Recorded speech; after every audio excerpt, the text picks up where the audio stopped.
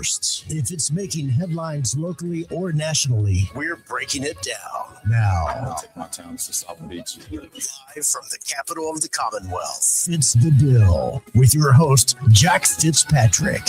Good Wednesday morning. Appreciate you clocking in, getting your day started with us right here on Fitz the Bill, the ESPN Richmond app, ESPNRichmond.com, and streaming live on Facebook, Twitter, and YouTube. If you want to watch the stream, just type in ESPN Richmond. We'll pop right on up, and you can watch the stream live. You can be part of it by liking, commenting, and subscribing. And, of course, calling or texting in to the Radke Insurance phone line, 804-327-0888. Head to radkeyinsurance.com to get started on your free quote today. And yesterday, up at the Commanders facility, it was the dawn of a newish era as they've made some massive changes this offseason. We all know parting ways with Cliff Kingsbury, moving on from Joe Witt Jr. So we expected them to make some sort of pretty massive change. Cliff Kingsbury, they decided to part ways with just 2 days after the season. And we all know, if you listen to this show, you know our feelings on Joe Witt Jr. He was demoted from defensive coordinator in the middle of the season, and then he was moved on from right when the offseason began. So yesterday, the change became officially official as the press conference was held to introduce David Blau to the media, as well as Durante Jones. David Blau, he was the assistant quarterbacks coach. He's now stepping into the offensive coordinator role. Durante Jones, an outside hire, but he's a first-time defensive coordinator, both bringing in fresh ideas. At least that's what Dan Quinn made it seem like yesterday, because at the podium, he didn't dance around the fact that there were some big changes. These was big swings, and it was a complete overhaul of the coaching staff. Dan Quinn said it flat out, quote, changes are hard. But at the end, you just keep going back. What's the best thing for the team moving forward? Because it bears repeating. This was a playoff team with a ton of momentum coming off of the 2024 season, making it to the NFC Championship game. A young franchise quarterback was in place. The fan base was starting to believe again. And then in 2025, the Commanders fell right on their face. A season marred with injuries, and it felt like bad luck at every single turn. They missed the playoffs. All momentum stopped dead in its tracks. And Dan Quinn, you got to give him credit. He looked at it. He could have blamed it on the injuries, could have blamed it on bad luck, and could have run it back with the same staff or made a couple of changes on the fringes, but, kept the coordinators in place. But he didn't. He knew that it was not where it needed to be, and that started at its core. Dan Quinn saw inconsistency, ripped it up, and here's where I think this is the most fascinating part. He went with young, first-time coordinators, dudes that are relatively unproven. And he acknowledged it yesterday at the press conference. He said, quote, I know we made talk of 2 first-time coordinators. Everybody needs their first stop. That's a pretty massive bet from Dan Quinn. He knew he needed to shake things up. Heck, his job's probably on the line this season. He knows that in the NFL, it's a what have you done for me lately league. And what has Dan Quinn done for you lately? Well, it's fail. He failed following a dream like 2024. Quinn is saying right now, I'd rather bet on vision and teaching than recycled resumes. And the word kept coming up, vision. He said, quote, I felt their vision right away, the energy they have for it. He could have hired safe, but instead Dan Quinn, he goes out, hires conviction, and it was on display yesterday in those introductory press conferences. On the offensive side of the ball with David Blau, things get a little interesting because Dan Quinn laid it out. Quote, this is going to be an aggressive, balanced attack. We'll probably have more under center than we have in the past. More under center with Jaden Daniels. That's not a small tweak. That's a change. That's a pretty massive change because the Commanders ran an NFL low 192 plays with the quarterback under center the past 2 seasons. 158 fewer than the team with the next fewest, the Cincinnati Bengals. Jaden Daniels, over his first 2 seasons, has only attempted 18 passes from under center. Big change if they do end up going under center more than they have in the past. Dan Quinn went on to say that's also for run action, play passes. They want to generate explosive plays. Translation, they're building explosives off of structure, not just backyard ball, which was a trap Kingsbury fell into a lot over the last 2 seasons. He coached like he had a guy with the S on his chest. And this was the key line for me. We're going to try to feature every part of Jaden in the way that makes him unique and special. So that seems like it's not just going to be shotgun spread, hope he bails you out like Cliff Kingsbury did a lot last season when Jaden was playing. Sounds like a bit more of a plan. On the defensive side, same thing. Quinn told Dante Jones to study the roster before talking to him. After he did, bringing his own vision and philosophy to the table, Quinn and Jones agreed that they want to have a defense that fits into the 2025 mold, right? The ability to create takeaways, and more importantly, the ability to have disguises. And there's a common thread between both hires that Dan Quinn kept saying, not only vision, but teaching. He targeted young coordinators with heavy teaching backgrounds and high energy, but that's what you typically get with these young hires. The underlying message here, Dan Quinn, not afraid to make big changes while the arrow is pointing up. He didn't say, well, we're close, we can run it back. He thought it's time for a change, a new vision, and that was on display yesterday. That's conviction. So that's where we sit this morning. The Commanders are betting that fresh vision beats experience. After a disappointing 2025, Dan Quinn made big changes, and now he's betting with David Blau that structured explosiveness helps Jaden Daniels take to the next step, and he's betting with Jones that the defense will be able to return to their 2024 form, get some guys back from injury and then hope to take that next step. They're betting that youth plus teaching will equal growth in 2026. And at the core of it all, Dan Quinn is betting on himself.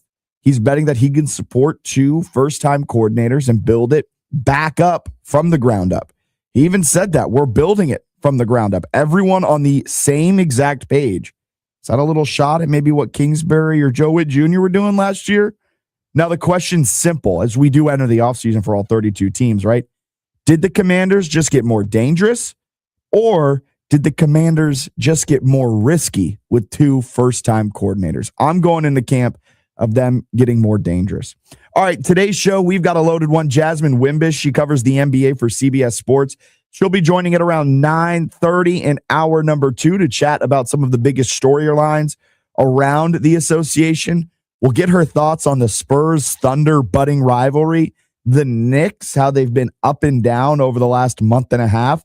We'll see if they're for real and if the Celtics are a team that we really should start buying stock into now. So Jasmine Wimbish will be joining us at 9:30. She covers the NBA for CBS Sports. Let's update you with some other things that have happened around the wide world of sports.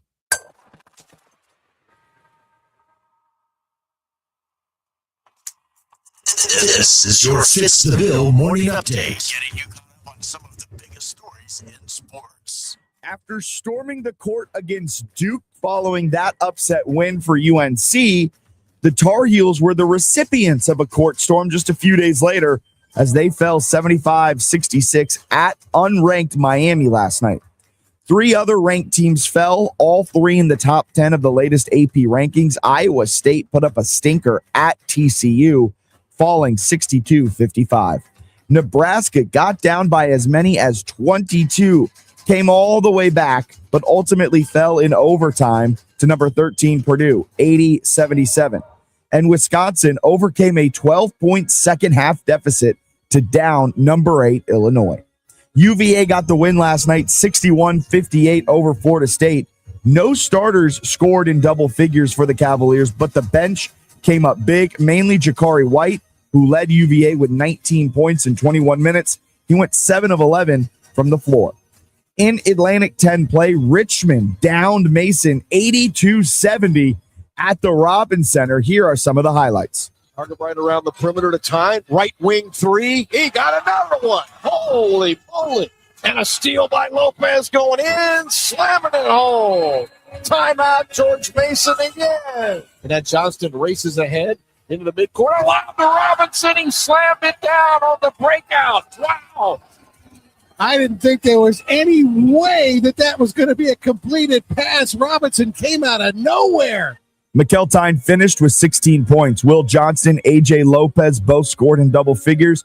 Aiden Argabright had 14 off the bench. As a reminder, you can catch all Spiders men's basketball action throughout the season right here on 106.1 ESPN Richmond. Over in the NBA last night, 4 games were played. The Spurs got a big win over the Lakers. Wemby went off Wemby dropped 40 points, 12 rebounds in the 136-108 win over the Lakers.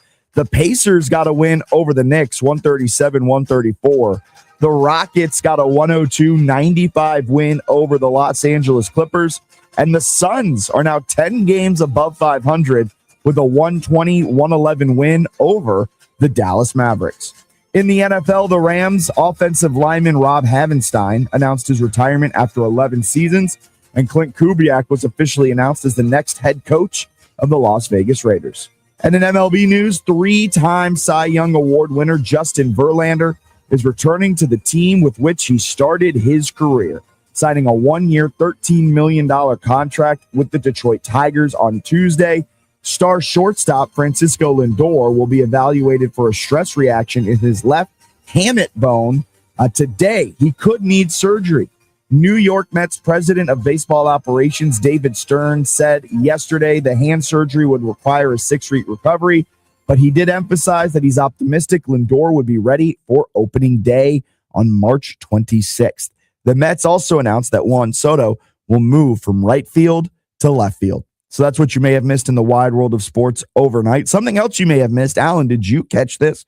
There was an Olympic medalist yesterday in one of the events. I think it was skiing, maybe snowboarding.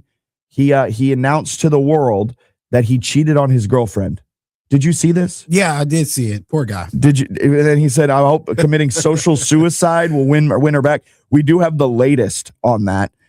She said it's hard to forgive.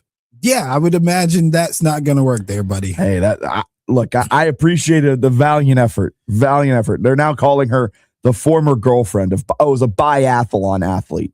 Ooh, yikes. You got to hate that. He tried it. Hey, you're shooting from way downtown with that. Way down. Look, I wish I had the soundbite for that. If it goes in, it's good. But, this one went off the front rim. Sorry. I love the Olympics. It gives you so many things. So random. We're going to have a full breakdown of the gold medal mixed doubles curling match from yesterday because, man, in the eighth end, it was tough for the United States. I got really into curling over the last couple of days. Really into it. Yeah, I've seen the highlights and I get excited for it. It's I'm still saying like the downhill skiing is still like my favorite. I love it, man. They get fast. Yeah. I didn't realize they were getting so fast. Luge too. Did you see the dog got in on it too? There was a dog. There was a dog that got in on the downhill, and it was I swear it's a real video. I don't think it's AI, but it's hilarious because he's running down the hill and they're doing the camera angles like he's actually skiing as he's taking the corners and stuff. I mean, obviously dog was like spooked because he's like, oh God. And they're trying to catch the dog, but he was getting down the hill pretty fast too. Good for him. He's wanted to be an Olympic gold medalist. Frank might have a future. Yeah. And then Frank would announce that he cheated on his girlfriend in the hopes of puppy love. Oh, there you go. That was a good one. The Winter Olympics are also the funniest thing for me. We'll have a Winter Olympic update coming up at the start of hour number 2 presented by Radkey Insurance. Winter Olympics are the funniest thing because you got the Summer Olympics where it's like, oh, that makes sense. Okay, yeah, I understand how you got to that sporting event. And you go to the Winter Olympics and it's like, all right, get on this sled. It's all ice. You're going to go 70 miles an hour. Good luck. I'm like, how does someone get into that sport? Yeah, it's so crazy. And it's crazy. Even crazier is when you see like the Haitians or Jamaicans doing these sports because like that's why they got a whole movie out of it. Where do you practice at? That's why they got an entire movie. Cool runnings. I'm surprised they don't reference that more. I did say kind of something dumb when I was watching one of them. It was an Austrian skier, but I thought the back of their bib said Australia for a second. And I was like, where do they practice? Australia doesn't have snow. Where do you practice? But I guess you can make ice anywhere or make snow anywhere. But shout out to those folks that that just find a way, even in like these hot areas where they're going to be Winter Olympians. When they could easily be Summer Olympians, they're like, I want to compete in the winter. For sure. I would 1000% do Summer Olympics. Good for well, you also did sports that lend itself. But I'm just saying, if I had a choice, I'm always going to go to the Summer Olympics. If I had a choice, I think I could make it in those. I think I could make a Winter Olympic sport easier than I could a Summer Olympic sport. Like, I think if I just dedicated my life for the next 4 years to curling, I think I could make it. If I could fit in the tube. bobsled? I think I could do bobsled if I could fit in there. I can't fit in. You could do the skeleton or luge. Oh God, no, that's the scariest one, man. You gotta have. You're going 70 miles an hour straight downhill. Yeah, nothing around you to save you. It's a super water slide, is what I'm looking at. Yeah, a frozen super water slide with some turns where you gotta be half crazy for sure. Truly. All right, we're going to talk some NBA on the other side of this break because a couple of big headlines came out from overnight. LeBron, he sat out the game, ending his all NBA streak. So that smoke. All right. Yeah, so we'll talk about that. But I do want to break down Boston because the Celtics potentially will get Jason Tatum back. He's made some interesting comments, though, about his return. We'll break that down and so much more around the NBA coming up next on Fitz the Bill.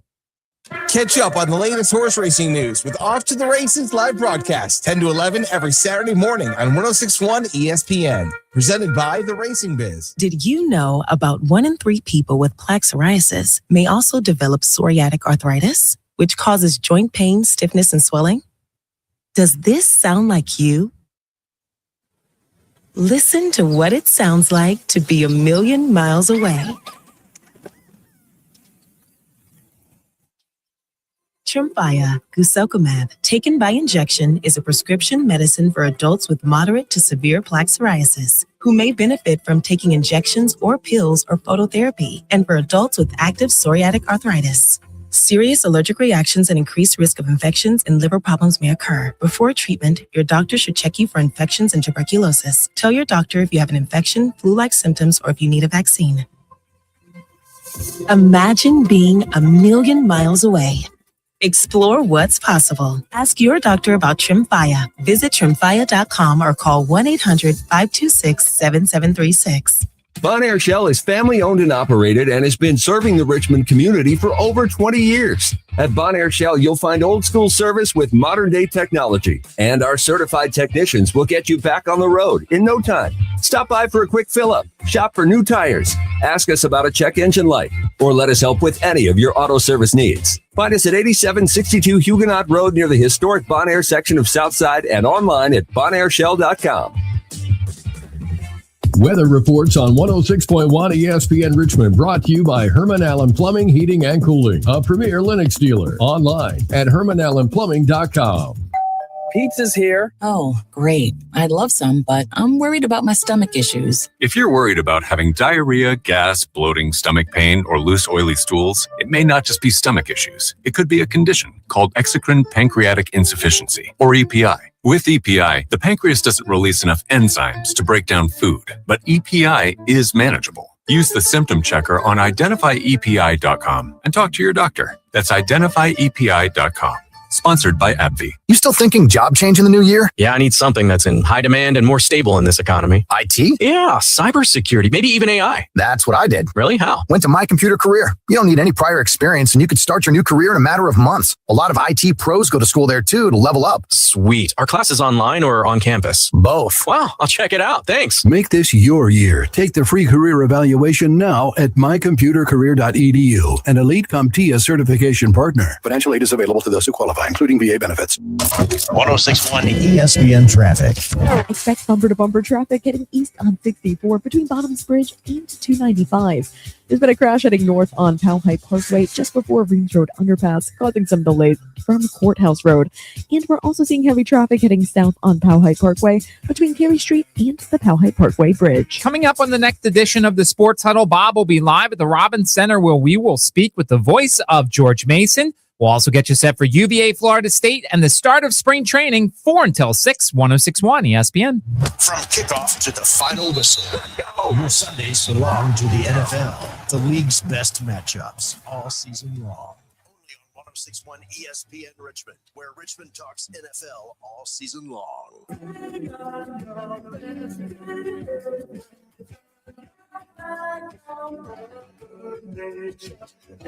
Is this a shot at LeBron? Not at all. Okay. It's a good song. Yeah, it's a good song. It's a montage song. Yeah, it is. I didn't know if you were taking a shot at LeBron. Why would I take a shot at LeBron? Because he sat out. Because he always sits out. Oh my.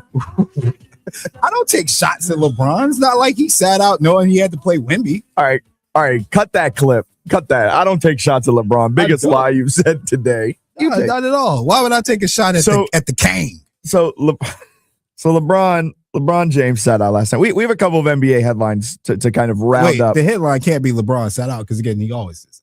He literally doesn't. This was just his 18th game missed. It's just his 18th game missed. Come on. If there was a game, like look at the Lakers stretch. If there was a game, he had sciatica. You've had sciatica. You understand? Yeah, I understand. But y'all both got the old man injury. You right about that. But I bet he suit up against the Mavericks a whole lot easier assignment. Yeah. All right. So Wemby went off last night as the Spurs beat up on the Lakers 136-108. The Lakers were without LeBron as he sat out. That's his 18th game missed. It's now impossible for him to reach the 65-game threshold required to be eligible for the league's annual awards, which means his all-NBA streak is over. Time to retire, buddy. I have a feeling, look, maybe I'm getting a little jaded on LeBron. I still love him, but I have a feeling he knew he wasn't all NBA quality this season. So he sat out and he's like, well, I didn't qualify. That's why I didn't make it. That type of thing. There's a lot of avoidance in his later years. So the Lakers also were without Luka Doncic, Austin Reeves, Marcus Smart, and DeAndre Ayton last night. So the leader. The injury bug hit the starting five pretty hard right when they were playing one of the best teams in the Western Conference. A 136-108 loss. Wemby had 40 points. I think he had 30 some odd points in the first half. He was absolutely dominant. Can you guess? I hope you don't have the box score up in front of you. I actually do. So close your eyes real quick. Who led the Lakers in scoring? I actually didn't check that, but I don't know. Was it Kennard? It was Luke Kennard. Yeah, I just took a wild guess. Who I forgot was on the Lakers. He played 28 minutes, had 14 points. Hey, guess who else? Guess who else had 14 My points? boy Drew Timmy. I didn't even know Drew Timmy was in the league. I love Drew Timmy. Drew Timmy. Guess who actually played? Dalton Connect. Yeah. Look, Drew Timmy had one of the best March Madness runs, and they just didn't finish it. But Drew Timmy was the most. His game will translate when he's 40 at the Y. You know who don't want to see Drew Timmy? Dern and anybody from Memphis. They have seen enough of him. He crushed them. Oh my gosh! But yeah, he's such a good basketball player, right? He's fundamental, real first guy in, last guy out type. Popovich would have had a field day. Real coach on the floor, that type of He'd guy. have been Hall of Fame with Pop. You ain't I'm wrong. serious. You ain't wrong. He would have been Hall of Fame He'd with be Pop. Mr. Fundamental 2.0. Oh yeah, backdoor cuts all day. But that does lead me into the Spurs because they're currently 3.5 out of first place in the Western Conference. San Antonio has the best record over the last 10 games in the Western Conference, 7-3. And I know Bruce has been on this bandwagon for quite some time. I'm ready to anoint San Antonio as my favorites to win the Western Conference. Not necessarily the regular season, but I think they're going to be the Western Conference representative in the NBA Finals. Yeah, I mean, I think the boogeyman is OKC, and they own OKC. Yeah, I was going to say they're their kryptonite. And nobody else is good enough to beat this team in the best of 7, man. That's what it all boils down to. I know we love Anthony Edwards. I know we love the old guys in Curry and LeBron. None of them are beating these guys in the best of 7. If the Spurs stay healthy in the best of 7, they're beating everybody. Yes. And that's a big if because Wemby has struggled with injuries his career. But if he just keeps where he's going, man, there is no way teams are beating him. I mean, this is what a game or two off of Castle having 40 himself. So imagine if they all put it together because Castle only had 2 points last night. I mean, he hardly played too. But imagine if they put it all together, it would be crazy. I mean, and then he also got fought. They've got so many pieces where I think San Antonio, I'm ready to say, if they're healthy, they are the Western Conference rep in the NBA. Shout out to them for not being over aggressive in the trade. Yeah, because they could have went out and given up a pretty big deal. And I was saying it in the offseason. I thought in the offseason they should have gone out and they should have traded for Giannis, but they sat on their hands. They didn't do it. And then again, at this trade deadline, sat on their hands. They didn't do it. As a Fox, I thought they could have put together a nice little package of maybe Fox. I think at that point we were talking draft picks. Yeah. And so I didn't know they'd get Dylan Harper, but I was saying, you could package maybe Fox and your first round draft pick and maybe a couple of role players to try and go out and get Giannis. Really smart of them not to, because that starting five of Fox, Castle, Vassell, Champagne, and Wembanyama are solid, are very good. Yeah, and taking advantage of a really deep draft last year. Yeah, but Castle I think he picked up an injury last night. Oh, okay. I didn't watch the full game because I think it tipped at 10. Yeah, no, I'm not gonna lie to you. I was not able to stay up. Castle currently listed as day-to-day, so I imagine he picked up an injury in that game yesterday and just didn't play that well. But they're such a solid team. Over in the Eastern Conference, kind of the shocking team of the season, if you ask me, is the Boston Celtics. The Boston Celtics right now currently are second in the Eastern Conference. This is after the loss last night for the New York Knicks, as the Knicks lost to, guess who? Last place Indiana. Oh, you know, that's funny. I forgot to bring that up. Apparently there was some trash talk because Indiana was tanking, or the people are saying they're tanking. Obviously they're just not playing good basketball, and they probably are tanking. But it was more or less like after the game, Indiana was like, yeah, tanking where? All right, Indiana. Tanking in 14 and 40. Tanking where? Tanking where you from 14 and 40. Look, I guess it just means more to beat the Knicks. I guess it does. The Knicks are such an interesting team. To quickly go on this side tangent, because they're 8-2 over their last 10. I saw a stat on Sports Center this morning that the Knicks are 9-2 over their last 11. And in the 11 games prior to that, they were 2-9. So they are just the most up and down team. So what? They're 11-11 over their last 22 games with a 2-9 stretch and a 9-2 stretch. What? All right, New York. But New York currently 6 games out of first behind the Detroit Pistons. The Celtics half game up on the Knicks, as the Celtics are the shock at 5.5. And Jason Tatum, he worked out for the first time yesterday, had 5-on-5 practice with the G League affiliate of the Boston Celtics. And he didn't say his return is imminent. He's kind of putting the brakes on anything, but it is a good sign that he's working out. He has even gone on record saying that he likely will return to the team at some point this season. But there is an interesting question in it, because it is now Jaylen Brown's team. And or maybe even Derek White's team, depending on who you ask. And I've been a massive Jaylen Brown supporter. I think Brown is better than Tatum. And I have caught a lot of flack for that take. And that take has been there since 2020. I think Brown is the best player on the Celtics roster. I cannot say how much I love Brown. And it is on full display with what they're doing this year. Without Tatum, they haven't really missed a beat. And they made that trade at the deadline to go get Vucevic, which shows that the Celtics believe they are a true contender this year. This was supposed to be a season for Boston where they were kind of punting on it and maybe hoping to get a good draft pick to kind of revitalize, get a good 3 in there to go along with Tatum and Brown. Instead, now they are in the thick of the Eastern Conference, have a real shot to make it to the NBA Finals. And Jason Tatum, rightfully so, is worried about coming back and impacting chemistry when he does return because of how well this team is playing. He went on the pivot at the tail end of January and talked about how he's worried about his return and how he could potentially negatively impact the chemistry of the team. How much do you contemplate, okay, how do I fit back in to what's been created while I was injured to allow him to keep being that while I come back and I work myself back into being who I am? That's something I contemplate every day. More so about, the team, if or when I do come back this season, like they would have played 50 some odd games without me, right? So they have an identity this year or things that they've, felt that has clicked for them, and it's been successful, right? Third, second team in the East up to this point.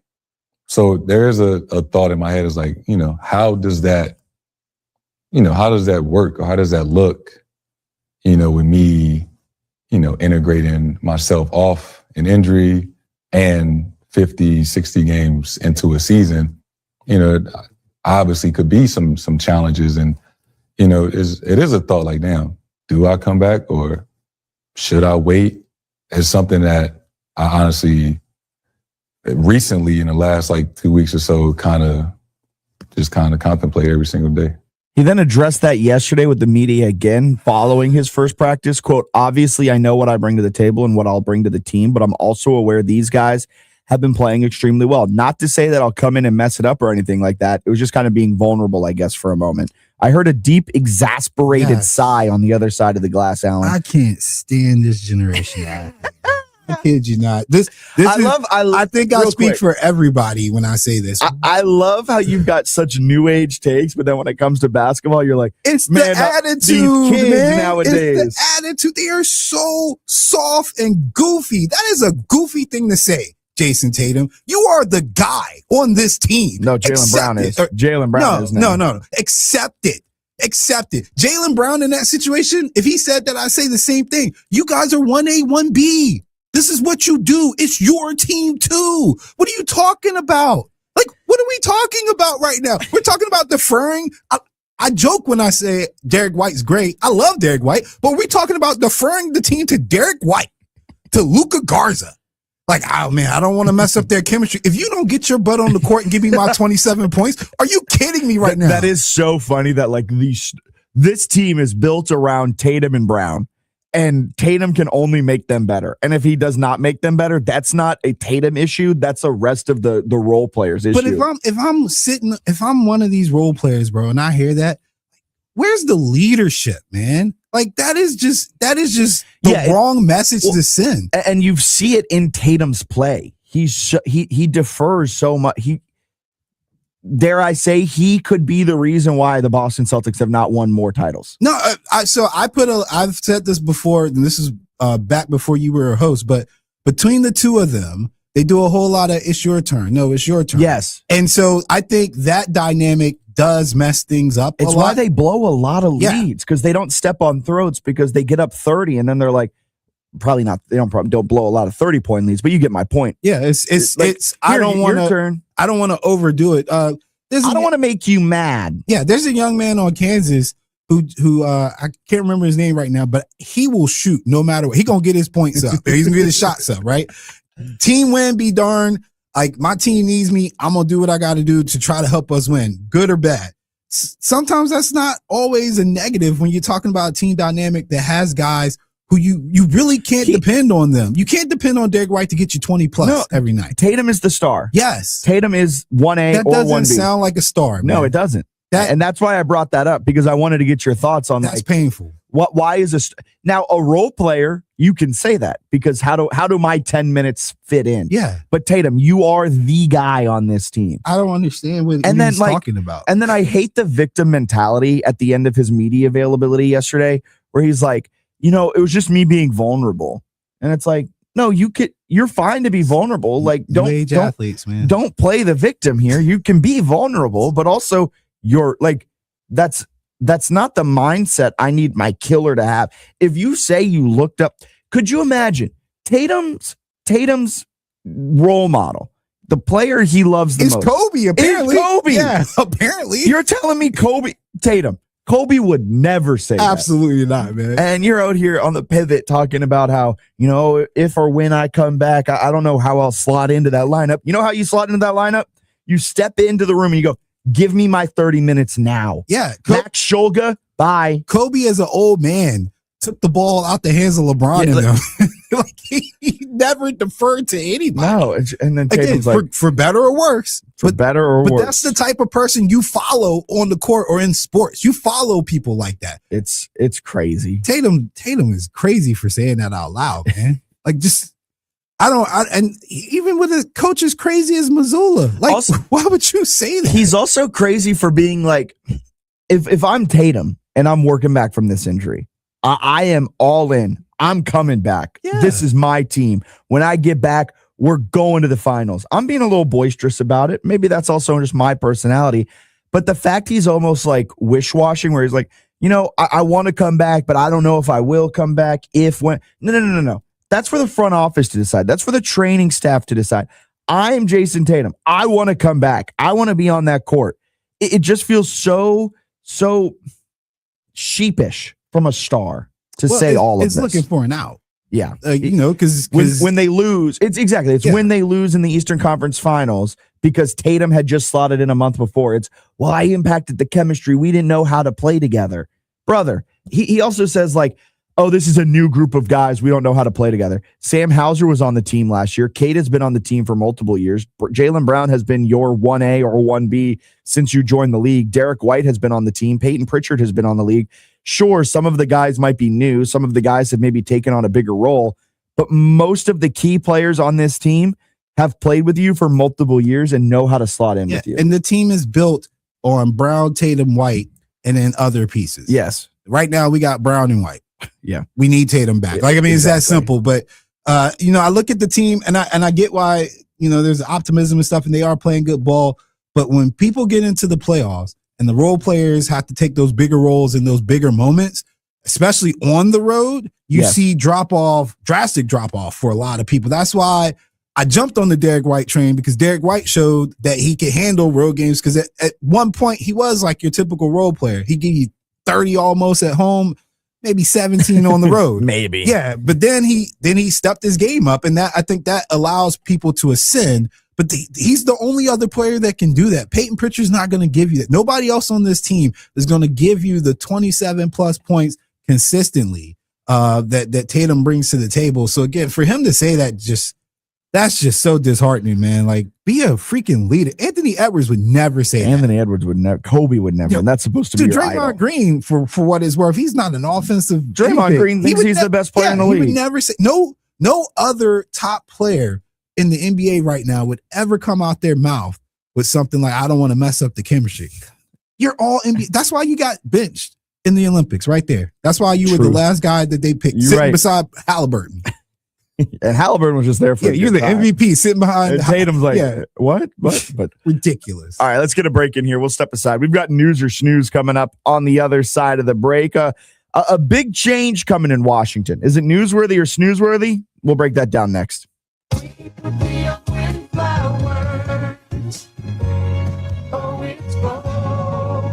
Valentine's Day is this Saturday, February 14th, and you need to get flowers. Vogue Flower Market is the place for all your Valentine's Day needs. From stunning rose bouquets to elegant handmade arrangements by Richmond's premier local florist. We have every option to suit your budget, with mixed bouquets starting at $14.95 at each of our locations. We understand the importance of every detail, and that's why Vogue offers hand delivery to surprise your special someone at home or work.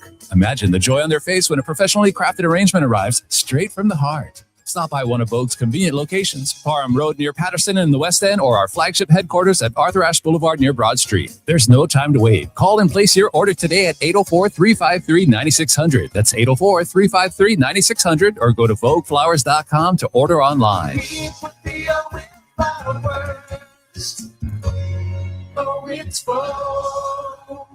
Weather reports on 106.1 ESPN Richmond, brought to you by Herman Allen Plumbing, Heating, and Cooling, a premier Lennox dealer. Online at HermanAllenPlumbing.com.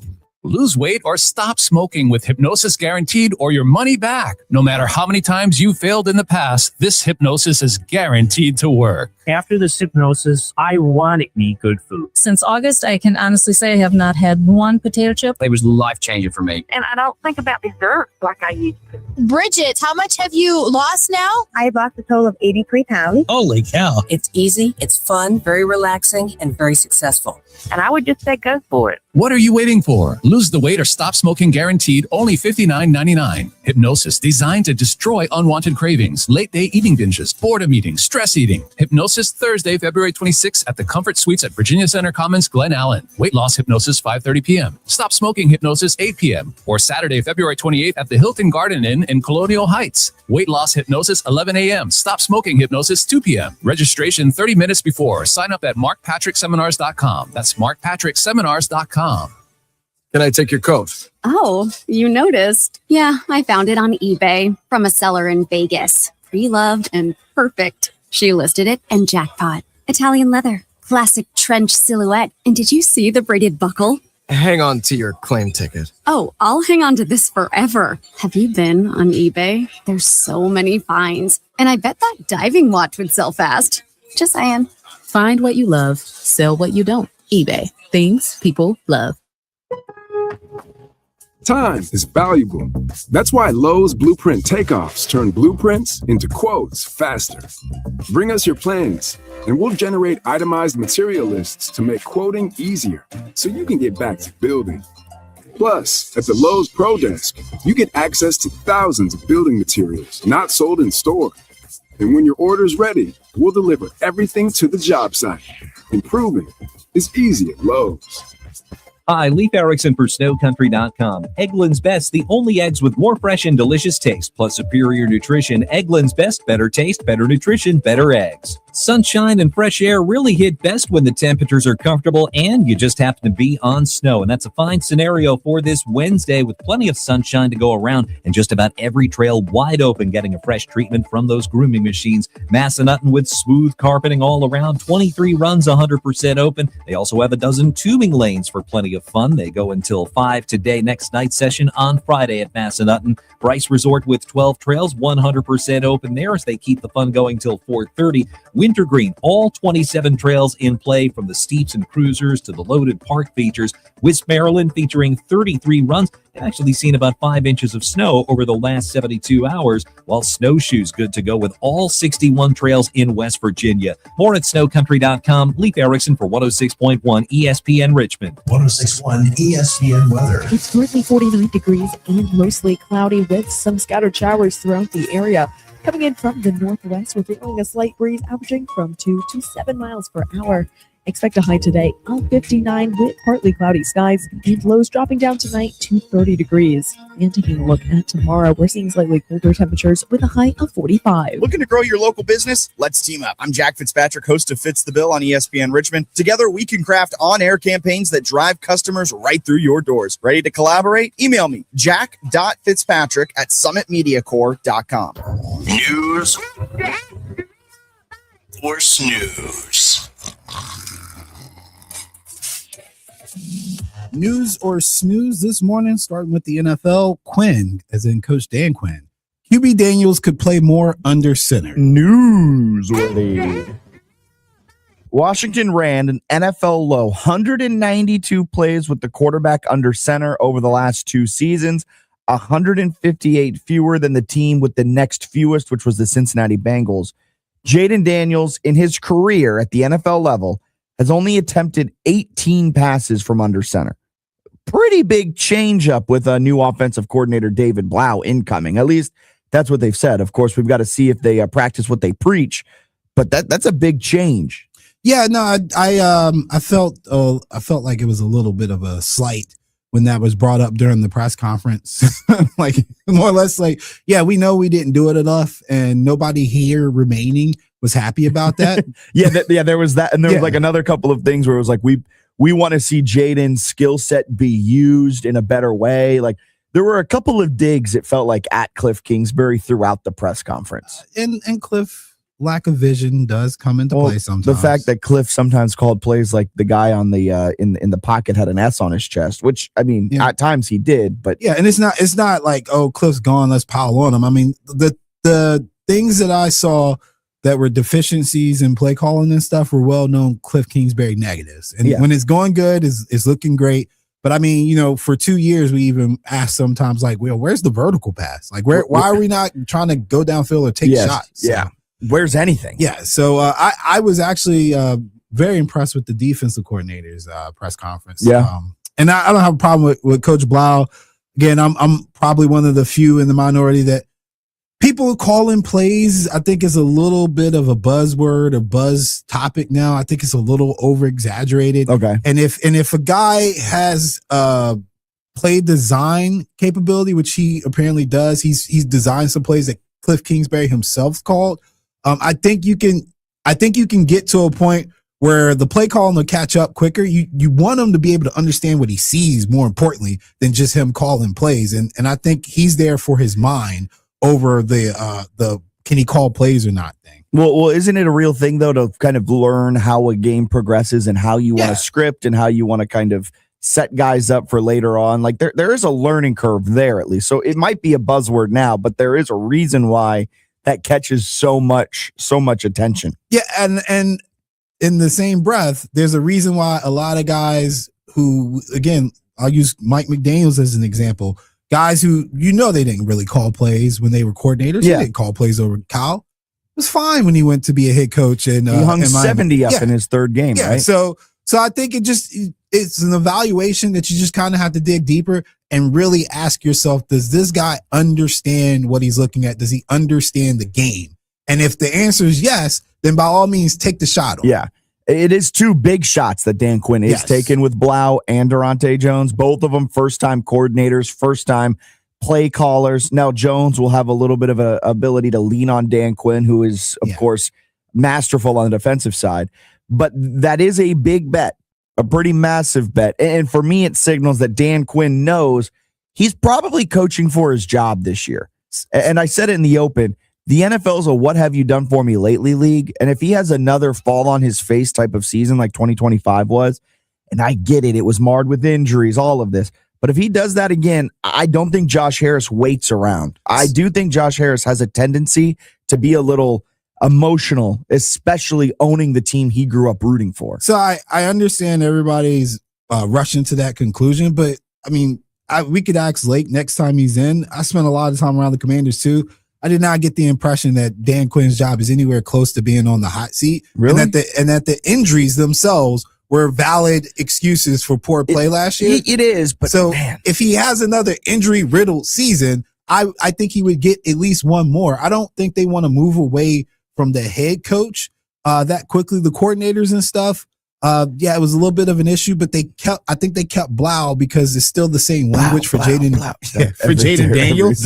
But I think an abrupt turn from head coach before Jaden gets his extension would probably be a little too rushed for them. Here's my thinking on it, where these two coordinators have to hit. Because say he falls on his face again, and both coordinators look like they're out above their skis, and he has to move off of these coordinators again. At that point, I think Josh Harris will just pull the plug and be like, well, if we got to go full new coordinators again for the second straight offseason, we might as well go full new coaching staff. It's not often that both coordinators are gone and the coach gets to stay without both coordinators being hired away. Both were fired. That reflects poorly on Quinn. The season reflects poorly on Quinn. Now, of course, there are the extenuating circumstances, but I think there's a little bit of pressure going into 2026. And both of these guys, at least one of them, but hopefully both of them, really hit. And I think both have the mind to hit. Both have the know-how to hit. But there is a real bet on both of them, the fact that they've never been coordinators before. Yeah, for sure. It's definitely a gamble, and we'll see how it plays out. Like I said, as we get closer to the season starting, we can put a number on what we think Dan Quinn needs to hit in order to retain his job. Because, if they're all healthy and you're only winning 6-7 games, 6-7. Keep doing that. If you're only winning a few games, you're gonna be gone. You're gonna be gone. I have a feeling that because the 6-7 phenomenon has gone through everyone, instead of just like going like, 7-8 or whatever it might be, subconsciously everyone now for like the two numbers always just say 6-7. I know. I think it's a subconscious thing. Raiders new coach Clint Kubiak meets with Max Crosby on first day. Snooze. Trade him. Well, they just said I think he just said he didn't want to do it. Yeah, no, I know. That's why this is snoozeworthy. You met with him. Brother, I'm here to tell you, he's not worth it. Your team stinks with a capital S. Both at the front end and the back end of the word stinks. You are horrible. You need as much ammunition as you can possibly have in this upcoming draft to make moves, sign free agents, all of that. And you're not going to do it with Max Crosby as your edge rusher. You can move off of him. Max Crosby is under contract up until the 2030 season. So he's under contract through 2029. There's a potential out in his contract after the 2027 season. So you've got 2 more good years with him. Then you could potentially cut him, or you can have him under contract for another couple of seasons. That is a very good contract. That is an awesome, especially with the cap skyrocketing like it has this offseason. They're expected to have a ton more cap room than what was initially expected. There's a team out there that's willing to give you maybe 2 firsts and a second, maybe a first, second, and a third. There's a package out there that'll wet your whistle. Go out there and do that. You have the number 1 overall pick. You have $90 million in cap space. You just saw, and Clint Kubiak is nowhere near the level of coach at this point in his career as Mike Vrabel is, but you just saw the Patriots go, 8-26 over the last 2 seasons to going to the Super Bowl. You can do an immediate turnaround if you hit on your free agent signings and you hit on your drafts. You can trade off of Max Crosby, reinvigorate your team with maybe some more free agents. Maybe you can add a couple of players in a trade for Max Crosby. If I'm the Raiders, I don't want Clint Kubiak to be friends with Max Crosby. If I'm the Raiders, I want Clint Kubiak to make Max Crosby mad and you trade him. So it's snoozeworthy that he's meeting with him. No, don't meet with him. Give him the cold shoulder, make him mad, make him demand a trade, and then that way you guys can move off of Max Crosby. Do you really want to add more bad publicity to your team? No. Also, is that even Kubiak's call? Would you give your first year coach that kind of? Seattle gave him that type of ability to go out and essentially ask for Sam Darnold.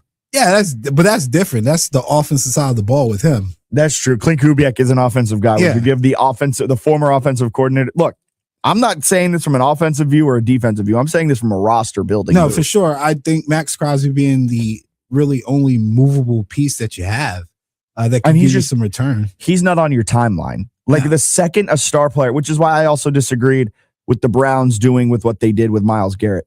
The second your star player is off of your timeline, you should move off of him. They probably kept Myles for the tickets. Yeah, and then that's probably what the Raiders are doing with Max Crosby. But doing your GM duties to try and sell tickets is going to get you fired more times than not. True. Live Golf will soon face a dilemma aiming to keep both Bryson DeChambeau and John Rahm happy. Newsworthy. It's newsworthy to me.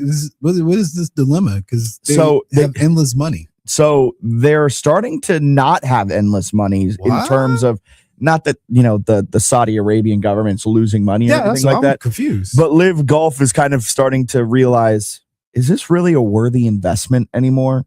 Some of they're tightening their purse strings, that they're not giving out as much guaranteed money. And a big thing is just Bryson DeChambeau, John Rahm, some of their big stars kind of getting a little disgruntled with the way that Live Golf is being handled. Because they don't have any real tradition. They don't have any real vision. So DeChambeau liked the old style. Liv just changed to a 72-hole setup. Mm-hmm. So John Rahm was a proponent of that. That John Rahm loves that. And it allows them now to get golf points in the OWGR, like the World Golf Ranking. So that change allows them to kind of be recognized from a international perspective. Bryson DeChambeau is not a fan of that. Bryson DeChambeau is upset by that because Bryson DeChambeau, where does he make a lot of his money? Live Golf, but of course, YouTube. Mm-hmm. He's become a golf superstar. And so by now being forced to play more golf, he's having to take some time out of his YouTubing and actually participate in the job that's giving him the money. Yeah, darn, I actually got to play golf. But now both of their contracts are potentially up. DeChambeau's contract is up this year. Rahm's is up next year. And so Liv has made this move to a 72-hole setup, which favors Rahm, but DeChambeau might be their biggest star. So do they try to keep with him? Rahm isn't a fan of a lot of the pomp and circumstance around Live Golf. He's more of that traditional golfer. I think he's no nonsense. I think he chased the money, and I think he's starting to regret it.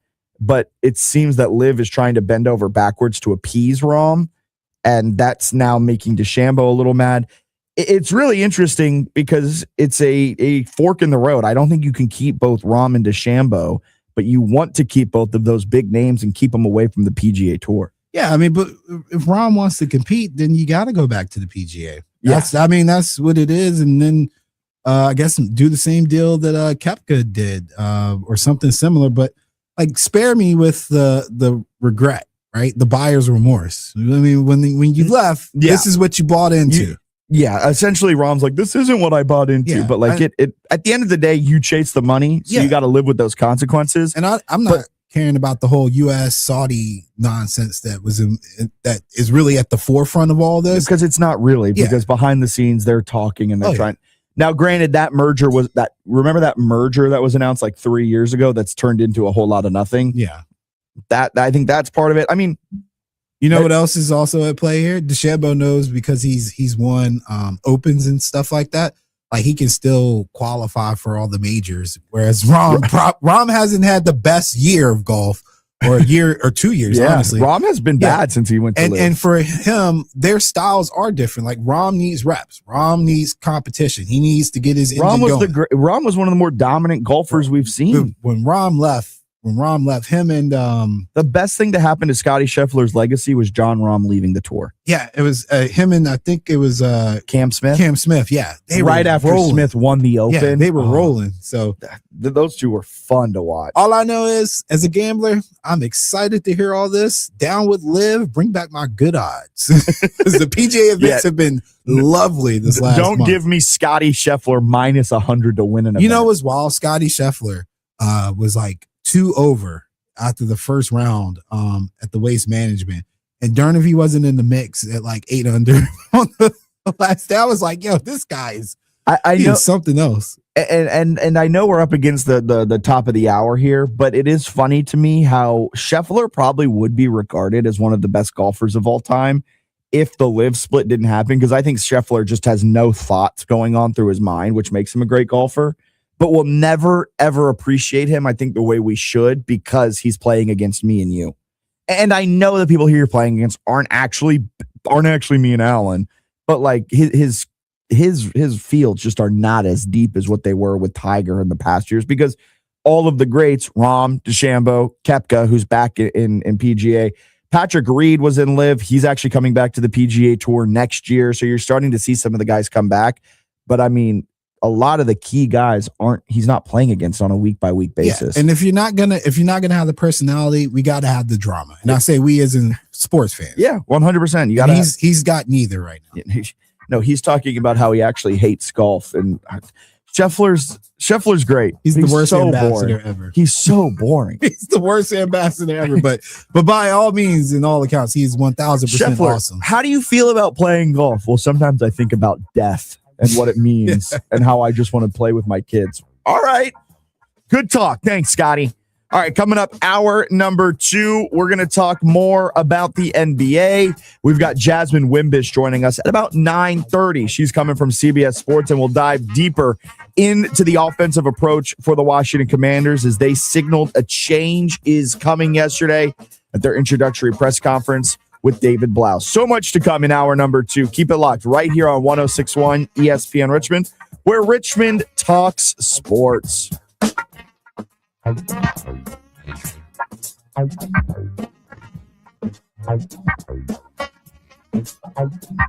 Lake Lewis is part of Raisin Hill coverage, and every Tuesday he joins Fitz the Bill for insider reports, film breakdowns, and Commanders news. Only on your home for the NFL all season long. 106.1 ESPN Richmond.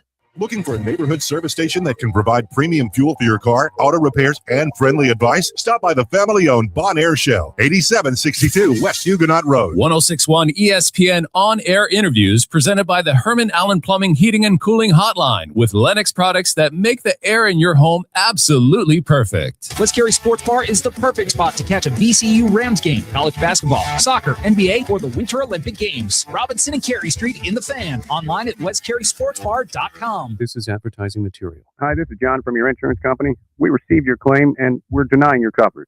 They think you'll give up. They're wrong. Alexander Schnarr trial attorneys have made insurance companies pay over $2 billion.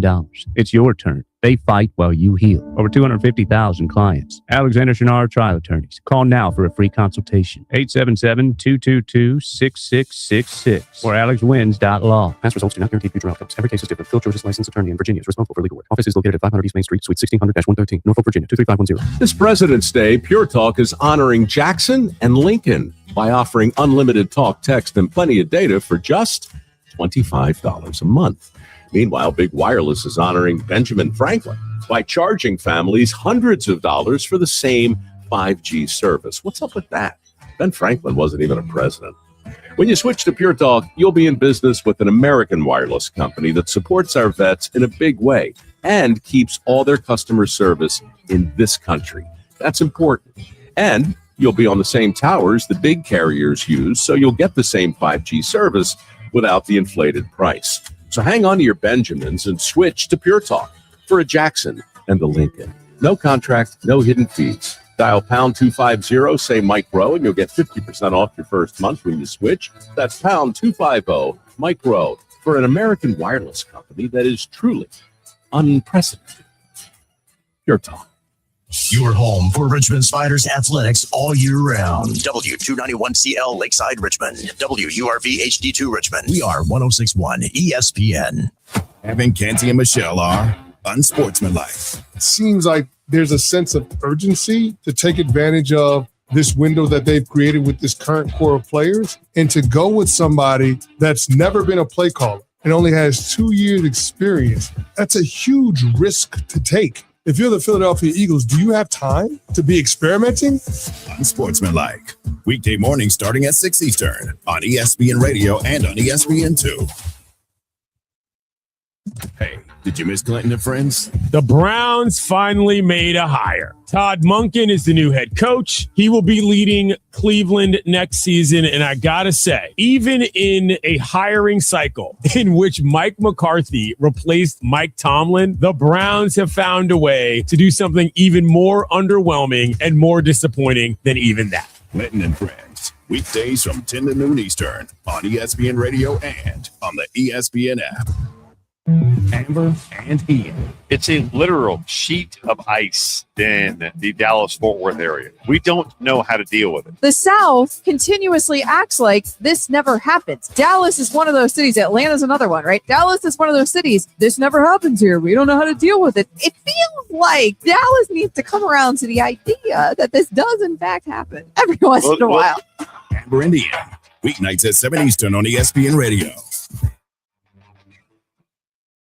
And Canty and Michelle are unsportsmanlike. Dan Orlovsky is here, maybe future coach. Are you worried at all about the communication in your ear as a coordinator, considering you couldn't figure out the headset? I got some stories of that experience. For all the people who are like, why were you guys bad in Detroit? Play clock is starting. I'm waiting for the play call, and all I hear is our offensive coordinator fell asleep. Unsportsmanlike. Weekday morning starting at 6 Eastern on ESPN Radio and on ESPN2.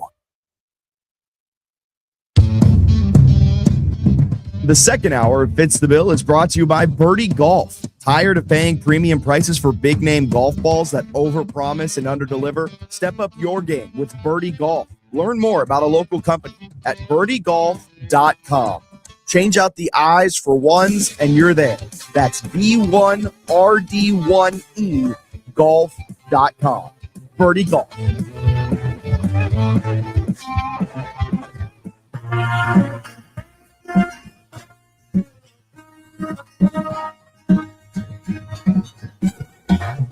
You're listening to the second hour of Fitz the Bill on 1061 ESPN.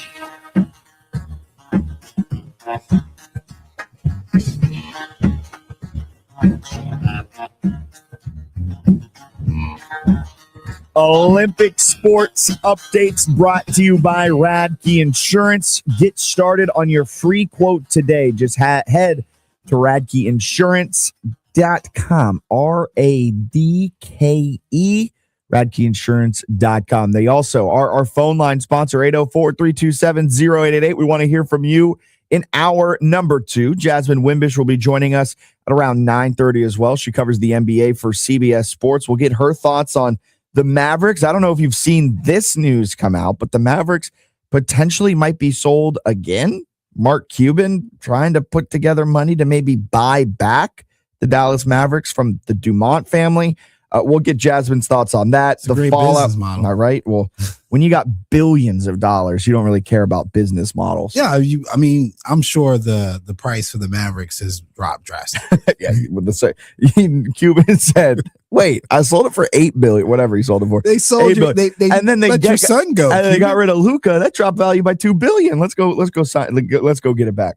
I also want to get her thoughts on the Hornets-Pistons fight and the fallout from that. I'm seeing some places, some NBA insiders and reporters predict that it could be anywhere between a 10 to 20 game suspension for Isaiah Stewart, which would be massive. I'm telling you, gotta send the message. Adam Silver doesn't have a backbone. He doesn't know how to send a message. But she'll be joining at 9:30 to chat about all of that, as well as some Spurs, Celtics, everything in between. Jasmine Wimbish covers the NBA for CBS Sports. Excited to welcome her back for this NBA season. First time that she'll be joining the show this season. Was a consistent guest a year ago. One thing I was a little bummed about, Alan, in that Olympic sports update presented by Radke Insurance, we didn't hear anything about the cheater man. Real bummer. I was hoping that we'd get a full breakdown, a full play-by-play. They're probably trying to help him out and not make it go more viral than it already has. It's too late. It's too late. That thing has gone so viral. When you take a chance like that, man, you got to get the girl back. That makes it worse. He's not getting her back. Yeah, she was like, cool, all right. She said, all right, stinks for you. Embarrass yourself, not Look, me. If I was the girl in that situation, right? Like if I had been cheated on and then my partner goes on TV and proclaims to the world that he or she cheated, you know what I'm saying? What? Okay, I'm not getting back together with you. That doesn't change anything. I would actually deny you. I would be like, I don't know that person. I'd be like, wait, we never dated. That's just a coincidence that my name is the exact same name. I thought we were just friends that whole time. That's embarrassing to her. Keep my wife's name out your mouth. Pull a Will Smith, walk up to him, slap him. I'm really bummed that he was the third place finisher, right? Yeah, you didn't even get gold, man. Yeah. him and Stephon Diggs taking L's for not winning. Ooh, Stephon Diggs, man. He got broken up with Cardi B and lost the Super Bowl. And then post game, Cardi B's in all these pictures and stuff with Bad Bunny. I was like, gotta take the L, buddy. Yeah, you hold that one. You hold it. Woo, that was a tough one. It's definitely off season. Look at the topics. Okay, let's dive back in from the tangents of cheating back into football. We'll talk. They also got a soccer segment coming up in this hour as well. I'm excited. But there's a change in approach coming for Jaden Daniels. We talked about it in News or Snooze in hour number 1. But Dan Quinn, David Blau made it clear that they made it clear while also taking some shots at Cliff Kingsbury. But they want to change the offensive approach for Jaden Daniels. They want to line him up under center a little bit more, try to build in the play action game off of that, have actual explosives almost essentially schemed up, something that I think was lacking at times with Cliff Kingsbury. It felt that Cliff Kingsbury was more like, all right, here's the play, now go play backyard ball, and Jaden, please bail me out and get a big play. And he did more times than not. That rookie year, Jaden Daniels had one of the best fourth down conversion rates in NFL history, mainly because he was able to get the ball and just play football. The plays themselves weren't the greatest, but Jaden Daniels made chicken salad out of you know what. And I think Dan Quinn realized that is something that you cannot live off of, and was very intentional in this hire of David Blau, who has worked with Jaden for the past 2 seasons. Blau, assistant's quarterback coach. So he promotes from within. But I think it was very intentional that Blau wants to have things created and create explosives within their own game plan rather than relying on Jaden being Superman.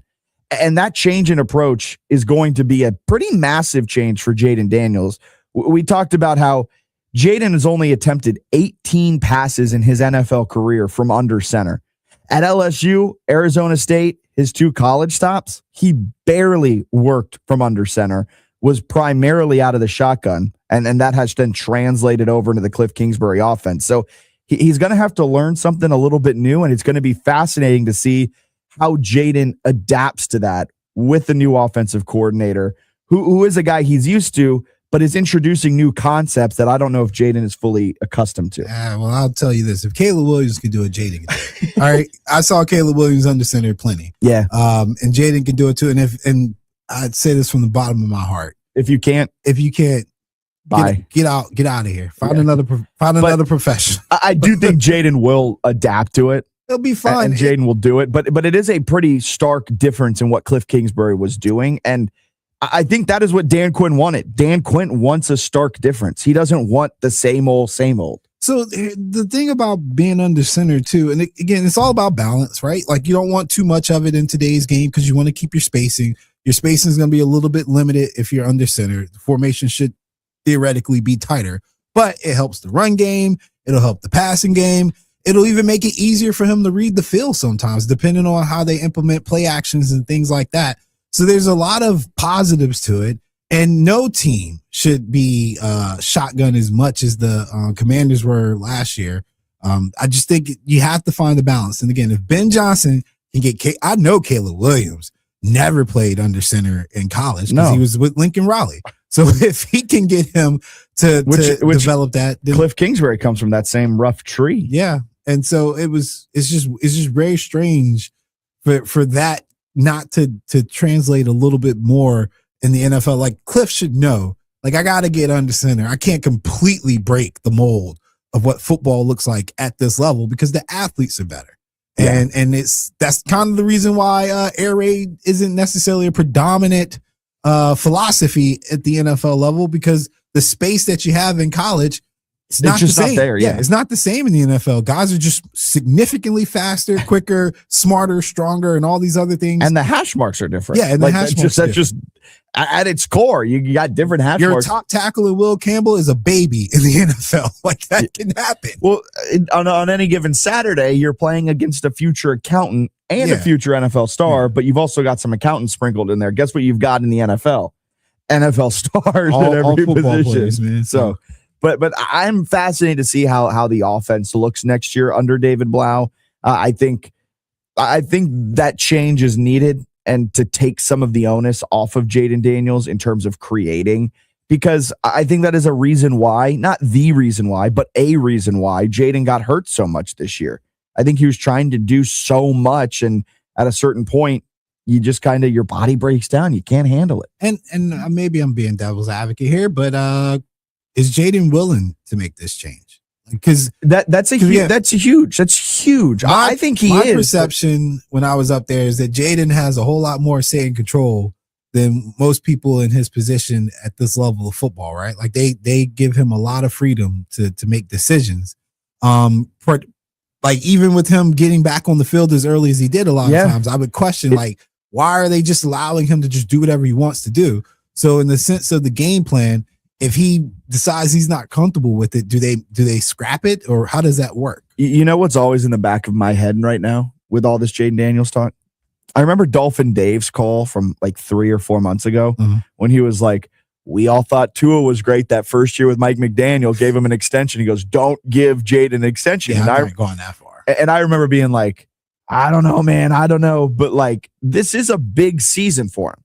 And it is a season where at the end of it, he is extension eligible. It'll be at the end of his 3rd year. That's when you can sign that extension. The team has the opportunity to pick up that 5th-year team option at the end of his rookie contract. But this year will tell us a lot. How does he respond? How does he work under a new game plan that pushes the bounds a little bit, makes him feel a little bit uncomfortable? A lot of answers around Jaden Daniels will be had. And I think most of them will be good, but they are still questions that need to be asked, and you're not sure what the answer is fully going to be. Yeah, I mean, he's still a very versatile weapon. Oh, he's still one of the best. We're talking under center, but like they could go to a predominantly RPO offense, and if we're be able to execute it. Yeah, and if we're redrafting the class of 2024 already, I think he's still the number 2 quarterback as it stands right now. Yeah, I'm still taking him over May. Yeah, I was already. I thought that was ridiculous. I get the excitement behind it, and I get that you see the number in front with the wins, and just assume that he's better or playing better. Well, I think Jaden has more wins as a quarterback, as a starter. It was wild that this year it was, man, we made a mistake. When last year you didn't even talk about Drake. No, it was such a prisoner of the moment take. Yeah. Jaden was hurt this entire year. And I know I'm being a little negative on him where like there's a lot of questions. He's got to answer them correctly. But you've got to do that. I think he'll answer them correctly, but they are questions that need to be asked, and there's questions that he needs to answer correctly. And so for Jaden, he's still the best quarterback next to Caleb Williams. Yeah, I mean, Drake May went to the Super Bowl. We got questions. Yeah, and Drake May, like, he's still the 3rd best quarterback, but like there's still limitations in his game. For Jaden, there are limitations in his game. I just don't think as many, and I think he has more raw athleticism than Drake May does to overcome some of his deficiencies. He just got to be healthy. And I think that's the biggest thing around Jaden. It was the biggest thing we said coming out of the draft. Dude's built like a toothpick. Like, how does he hold up in the NFL? So I think the wiry frame, I don't think that's necessarily why he's getting hurt. Like I said, some of it's just his approach to the game. Some of it's very just happened, like weird. Yeah. Like that elbow injury is not. The elbow injury was a freak injury, but him coming back too early wasn't necessarily a freak injury. The injury he got with the Packers when he got hit in the knee and like flipped. Just tough breaks. Yeah, that could happen to anybody. But again, except for Sam Darnold, he's the GOAT. He doesn't get hurt ever. Anyway, number 0 quarterback in the National Football only League. thing could take him down is mono. You're right. Hey, if my quarterback going down with mono, I ain't mad about that. My boy having a good time. I know what he was doing when he was with the Jets. He was in Hoboken, New Jersey, he was at Green Rock. So ridiculous. He was having a good time. Daniel Jones, Saquon Barkley also frequented that bar. I can't believe that he gets to live that down. Hey, this man just having fun.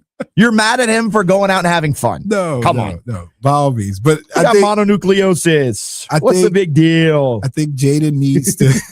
Jaden's not doing it. His mom won't let him. Yeah, obviously not. But Jaden needs to take into consideration that playing hurt will lead to more injuries sometimes. All I'm saying, Sam Darnold got mono. What happened 5 years later? He won a Super Bowl. Oh, yeah. You're right. You're right. Look, there's a one correlation equals causation. That's what I was taught in AP psychology. One of one right there.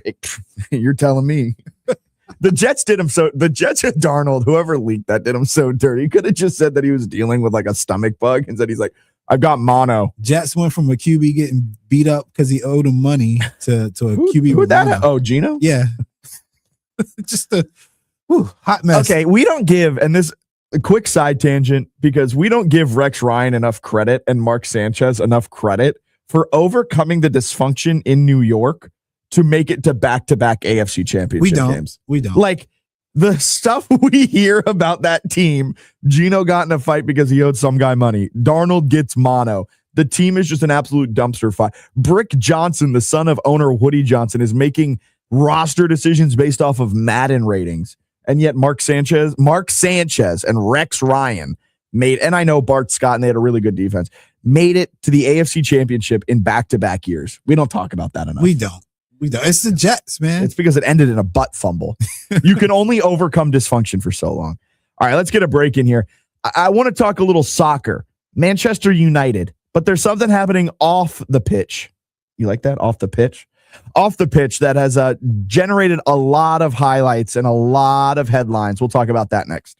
Henrico Sports and Entertainment Authority Executive Director Dennis Bickmeyer joins Bob Black for the Henrico Huddle, ESPN Richmond's newest monthly feature. WorkZone is the one-stop shop for the hardworking man and woman. When it comes to the biggest selection, WorkZone has it. Over 15 brands of boots in all toe types, even boots for the ladies. WorkZone has jackets in stock for all seasons, from cold weather to lightweight. See why WorkZone will be your first and only stop for the best brands and comfort and workwear. And a gift card from WorkZone is always the perfect gift. Visit WorkZone on Temple Avenue, next to the Ford dealership, WorkZoneVA.com. And check them out on Instagram and Facebook. Build your team, build it sooner. Need your match on ZipRecruiter. I know that hiring can be challenging. You need someone to match your role perfectly. Well, now you can meet them fast on ZipRecruiter. Need to hire right away. Start your search for strong candidates.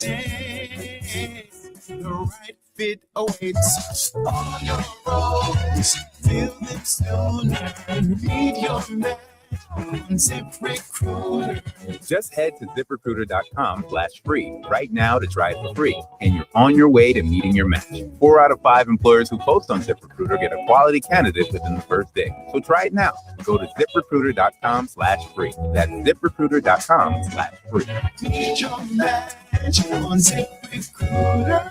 Try it free. Hey, this is Randy with South Park Carpet and Flooring Outlet in Colonial Heights. With the new year, it's a great time to beautify your home with new floors so you can enjoy them all year long. Why shop South Park Carpet and Flooring? We always have great prices, huge inventory, quick installation, and in-house financing. No matter if it's 1 room or 20 rooms, we take the stress out of your next flooring project. South Park Carpet and Flooring, 1217 Boulevard, between the post office and the police station. Or check us out online at southparkcarpet.com. This is a special alert to all Americans who own a vehicle with less than 200,000 miles with an auto warranty about to expire or with no warranty coverage at all. Due to a decline in the economy, CarShield is announcing a low-cost month-to-month vehicle protection plan that is now available to the public to save any driver out-of-pocket expenses on future auto repairs. Call now to find out how you can pay almost nothing for covered auto repairs. Yes, you heard that correctly. Pay almost nothing for covered auto repairs. An open phone line has been established for all drivers to call for a free quick quote. Call 800-976-5907 now. Drivers who are covered will not have to pay for covered repairs again. This protection plan is at an all-time low. Additionally, drivers who activate this vehicle protection today will also receive free roadside assistance, free towing, and car rental options at no additional cost. Call us for your free quick quote today. 800-976-5907. That's 800-976-5907. What do you have to lose? Call 800-976-5907. Again, 800-976-5907.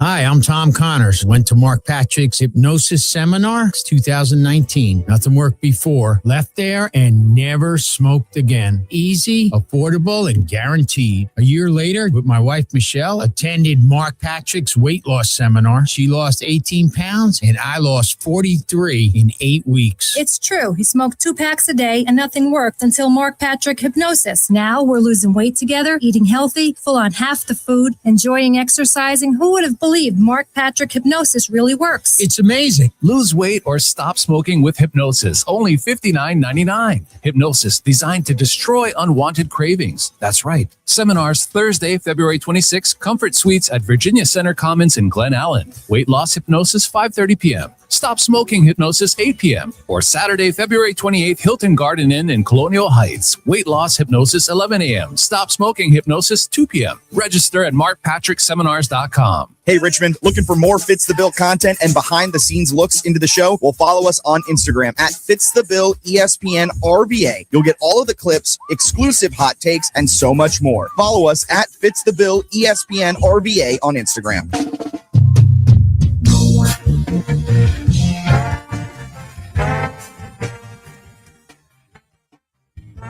So, Alan, have you heard about this haircut guy with Manchester United? I have not. You've not heard about this? I've not heard about the haircut guy. Oh, whenever man.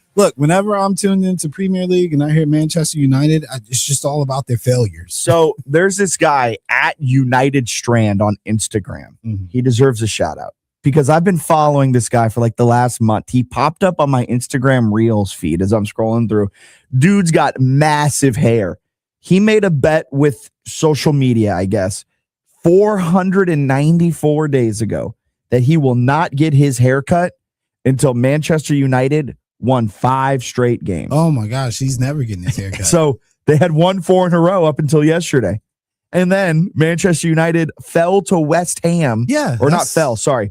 Drew West Ham 1-1. Part of his deal is that they have to win 5 straight games. Oh, I like that. That's how the book does it, man. And so he's now gone 494 days since he has cut his hair. Man, that's crazy. That's he's hitting the mainstream. It's coming up big. And I'm assuming he's a United fan. Yes, big United He fan. should have known better. Yeah, that's what I'm saying. It's tough for him. But I've seen United blow some matches this year. But I mean, City went to like some spodunk, Greenland Island or something, and lost to a team. They lost to a team for our listeners who don't follow soccer. Essentially, this premier team, Manchester City, it'd be like Alabama losing to. I hate to throw their name out, but it's the first one popped in my head. Losing to Verona, right? Like they had this elite level team come down and play like a high school team, and they lost.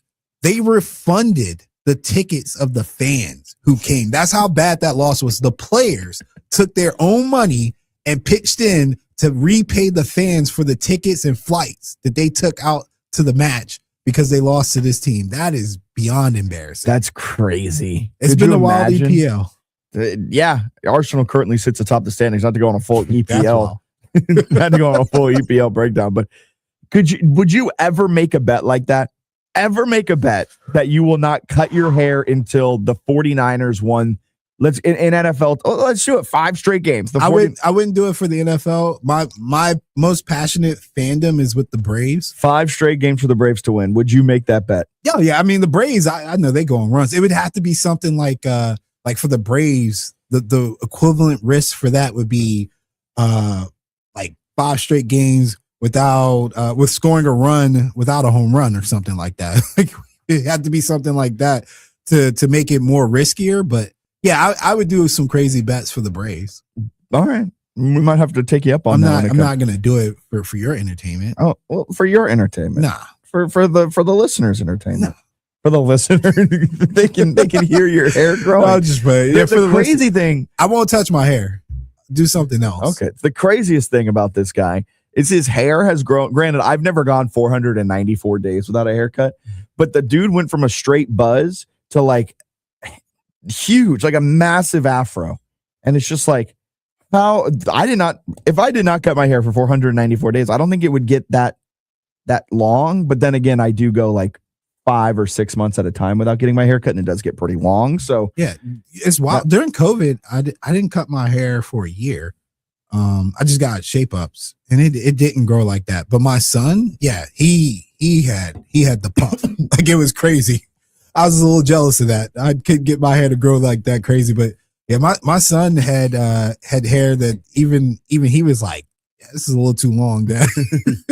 Yeah, my hair doesn't grow. My hair grows very oddly when it grows in. That's why we go hats so often. Did you also see the guy who lost his fantasy league? And I guess he had to go to like India to watch the Super Bowl. No. Yeah, that was the loser had to go to India and watch the Super Bowl.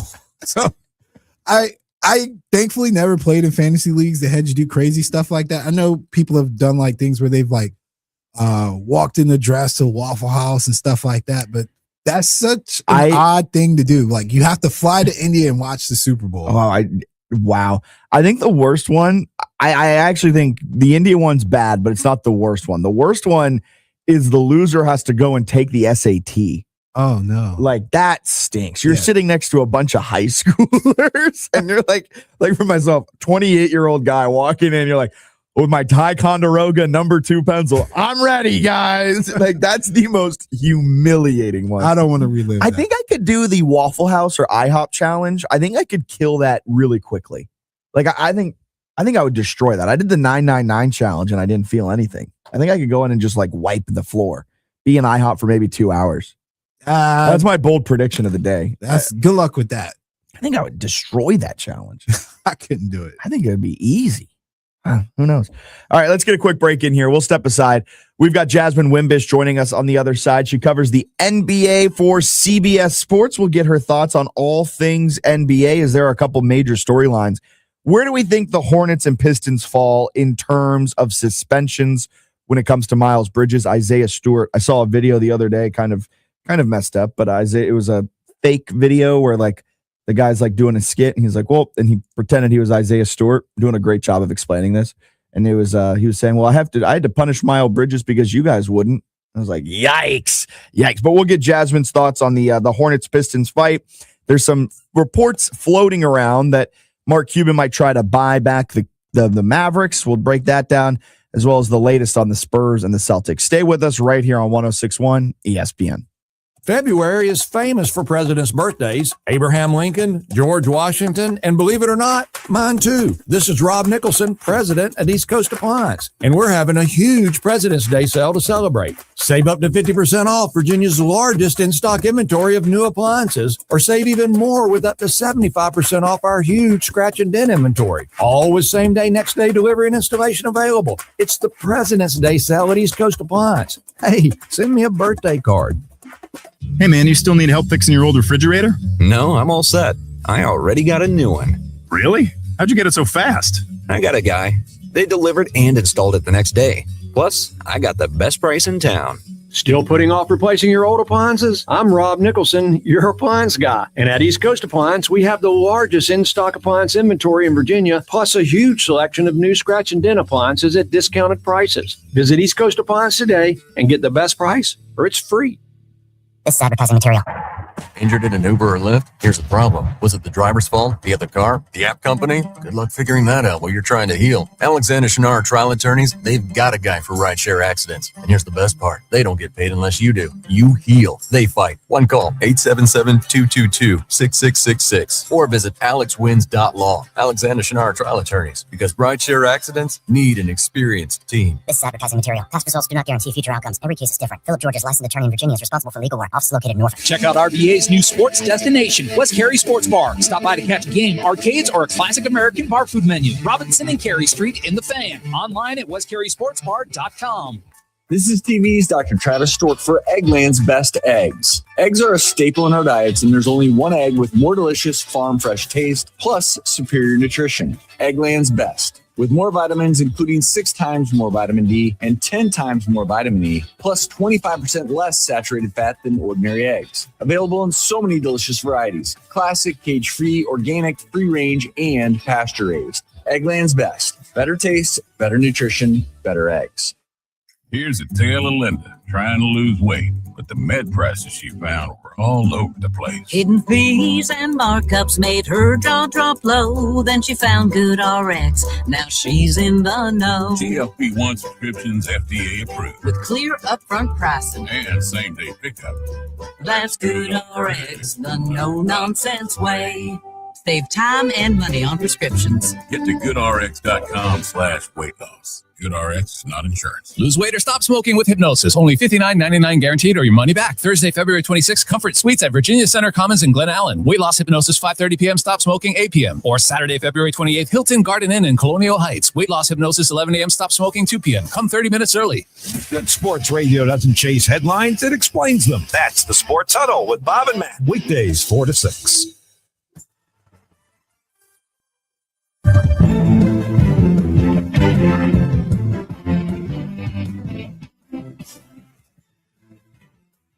This got me on a Tim Robinson side tangent. I won't go there. Welcome back in. Fitz the Bill on this Wednesday morning. I'm Jack Fitzpatrick. Alan alongside as we are joined now. Jasmine Wimbish. She covers the NBA for CBS Sports. Jasmine, good morning. How are you doing on this Wednesday?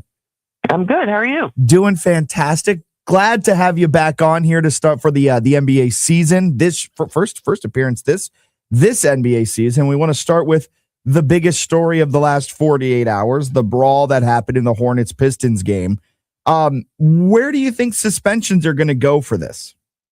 Yeah, I mean, I think immediately you look at somebody like Isaiah Stewart, he's probably going to get the biggest suspension of everybody involved in that situation.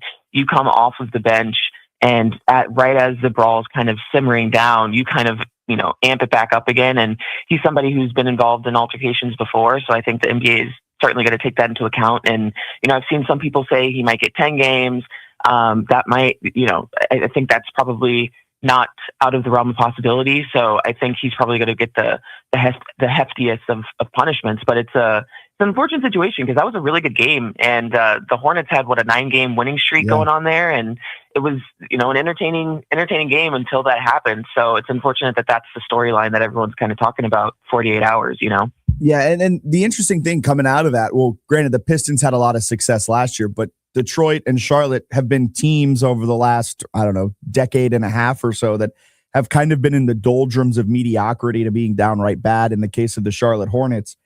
How have the Hornets themselves gotten to this spot where they were able to rattle off a 9-game win streak, and they have found this success as of late under Charles Lee?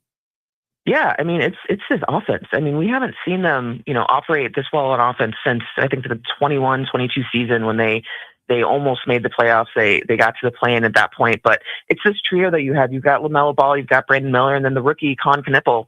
These guys, all of them can handle the ball. All of them can shoot threes.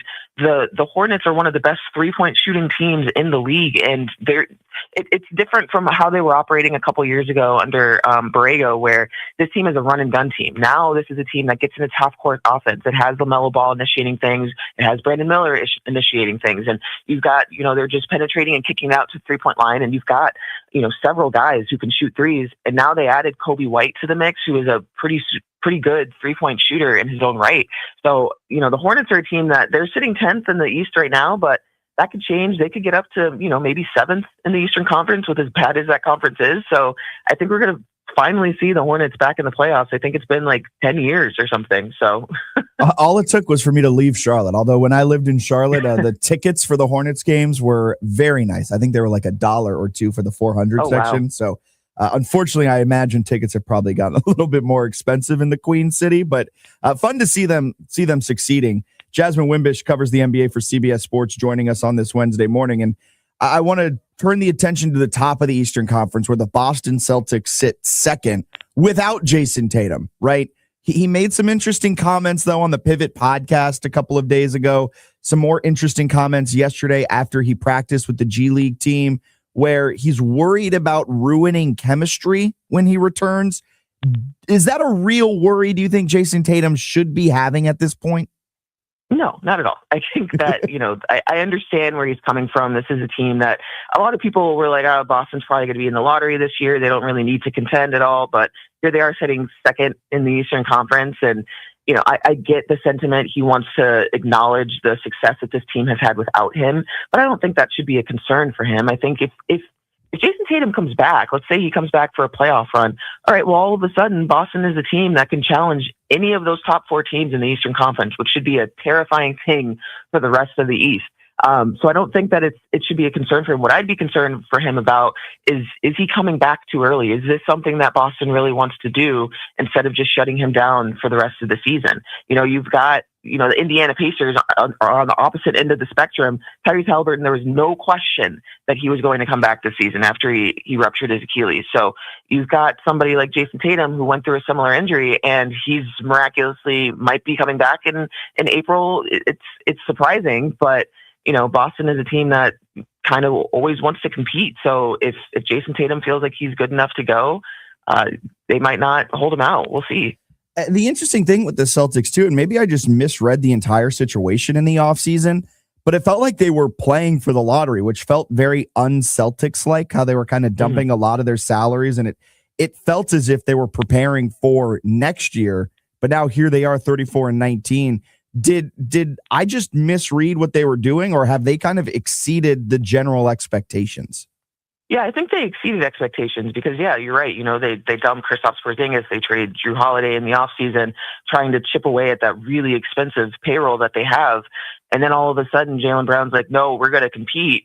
And he's got this team in second place in the East. So I think you kind of have to let these guys go for it. But even at the trade deadline, they were steady dumping contracts. Now they're completely out of the luxury tax, which is insane given where this team was financially just 10, 12 months ago. So going forward, if they get Jason Tatum back, looking ahead to this upcoming offseason, the Celtics suddenly have more flexibility to tweak their roster here and there. I think it's really just a case of nobody, including the Celtics, probably expected them to be in this situation, which kind of is a referendum on how poor the Eastern Conference has been, that the Celtics have been able to kind of run through the East. So I think it's just a matter of, they didn't expect to be here, and kind of both things have worked out for them. They were able to get cheaper, and they were able to also compete. Jasmine Wimbish, who covers the NBA for CBS Sports, taking some time out of her Wednesday morning to chat with us. I want to also focus in on, kind of put the microscope on the Cleveland Cavaliers as they made that trade for James Harden. And the way I kind of have seen Cleveland this year is they learned from their mistakes a year ago, where they went real hard during the regular season, won the Eastern Conference, but then kind of fell on their face in the playoffs. This year, hovering around that 4 spot in the Eastern Conference, you make that move for James Harden, which feels like a move that will benefit them in the playoffs. Is this a team that has potential to make it to the NBA Finals with that James Harden trade, or do you think they're about a middle of the road Eastern Conference team? And I know that's a tough question prior to the All-Star break. Yeah, no, I think that the way I'm looking at it right now is I think the Detroit Pistons are probably, in a class of their own at this point, but Detroit's also young, and then you look at the next 3 teams, Boston, New York, Cleveland. I think any one of those teams could get to the Eastern Conference Finals. And when you're talking about adding James Harden into the mix, this is a guy who's going to take pressure off of Donovan Mitchell. We've already seen it in the 2 games that he's played with Cleveland so far. He's somebody who can, take off the pressure of everyone else offensively. He's going to facilitate the ball at an elite level, something that Darius Garland, above levels of what Darius Garland was capable of doing. So this is really just about is this going to be what we see of Cleveland in the playoffs? Because like you said, like the regular season they've excelled in, and yeah, they've kind of taken their foot off the pedal this year to where they're, middle of the road team, but are they able to kick it into high gear? They've got one of the best offenses in the league. James Harden is kind of known for disappearing in the playoffs. So I've been wrong about the Cleveland Cavaliers almost every time I try to make predictions about them in the playoffs because they just don't live up to expectations. They are a great 82 game team, but when it gets to the playoffs, it's just a giant question mark. You don't know how they're going to perform, if that offense is going to hold up. It's just, I honestly have no idea. Yeah, they're a conundrum is how I would describe them. I want to move over to the Western Conference because there's a report circulating that the Dallas Mavericks might be bought back by Mark Cuban. Is that a real possibility? I know it's so early on where it's like unidentified investors are trying to work with Cuban to buy it back. Is that something that the Dumonts would even think about? So from what I've read of that situation, it seems that there's an investor group that is interested in partnering with Mark Cuban to potentially buy back the Mavericks. However, Cuban hasn't commented on the situation. So it's not really he's leading a charge of, hey, I want to get my team back. It's more there's an investor group in Dallas that's like, well, we want to get this team from the Dumonts, and maybe if partnering with Mark will help, then it might, put it over the edge. But Patrick Dumont, the Adelsons, have not said that they want to relinquish control of this team. They said in that article that Mark Stein published, we're really excited about the Cooper Flag era, and it doesn't seem like they're moving off of that at this point. But it's certainly to give, some Mavericks fans hope after, they fired Nico Harrison in November. You've got Cooper Flag, and a lot of people still feel like, all right, well, there's still issues with ownership. There's still the guy who essentially gave the green light to trade Luka Doncic last February. So I get the appeal behind it of wanting that to happen. Is that going to happen? I don't think so. It would have to, and if it does, Mark Cuban and whoever else is in this investor group, they would be paying a significantly higher price tag to try and get them to sell this team. Because if they don't want to sell, you'd have to give them some sort of Godfather type offer to force their hand to get this team back from them, I think. And I think fans are even more upset now that the Anthony Davis trade has gone through, and you kind of look at your return for Luka, and it's like, I guess Cooper Flag, although that wasn't even part of the trade. So I guess this is fun. Like, I feel for Mavericks fans. Yeah, it's a tough situation. And the Anthony Davis trade, I know that, you look at it on face value and it's like, yeah, they didn't get anything of note. Even the 2 first-round picks they get are kind of fake first-round picks. One of them's from the Thunder. That's going to be last in the first round. The other one is top 20 protected from the Warriors. That's probably not going to. And then if it doesn't convey, then it immediately becomes a second-round pick. So it's not an exciting trade at all. But I think it's just a situation where Dallas just had to trade Anthony Davis. They sold on him really low, and you have to wonder, was there going to be a better offer they were going to get for him at any point? Probably not. And do you want to hang on to him for the rest of the season into the summer and see if other teams would offer you a better deal? I think this was more just they wanted to kind of close this saga, move on from the whole Luka situation, and focus all of their efforts on Cooper. And now they can go into the offseason focusing on trying to get more help around him. They're going to have a pretty high pick in a really loaded draft class. They still have to hire a general manager. So whoever comes in can now kind of have a clean slate and be like, all right, so the focus is building around Cooper going forward. Jasmine Wimbish taking some time out of her morning. She covers the NBA for CBS Sports. Looking at the top, you got the Thunder and the Spurs in the Western Conference. Spurs have seemingly had the Thunder's number. Are the Spurs, I boldly proclaimed earlier on the show, I think the Spurs could be the representative, will be the representative of the Western Conference in the NBA Finals. Is that crazy to say at this point? I don't think that's crazy, but that is certainly a bold statement to make. I wouldn't fully disagree with you. I think that, yeah, like you said, the Spurs have been, when they play against the Thunder, they beat them, 3-4 times, I think, if you count the play-in or the NBA Cup tournament. They match up really well against this OKC team, and OKC's had, they've been cruising all season long, but they've had injuries. SGA is out right now. Jalen Williams has been in and out of the lineup several times. If you look at the standings, they're only 3.5 games, ahead of the Spurs, a gap that was significantly larger earlier in the season.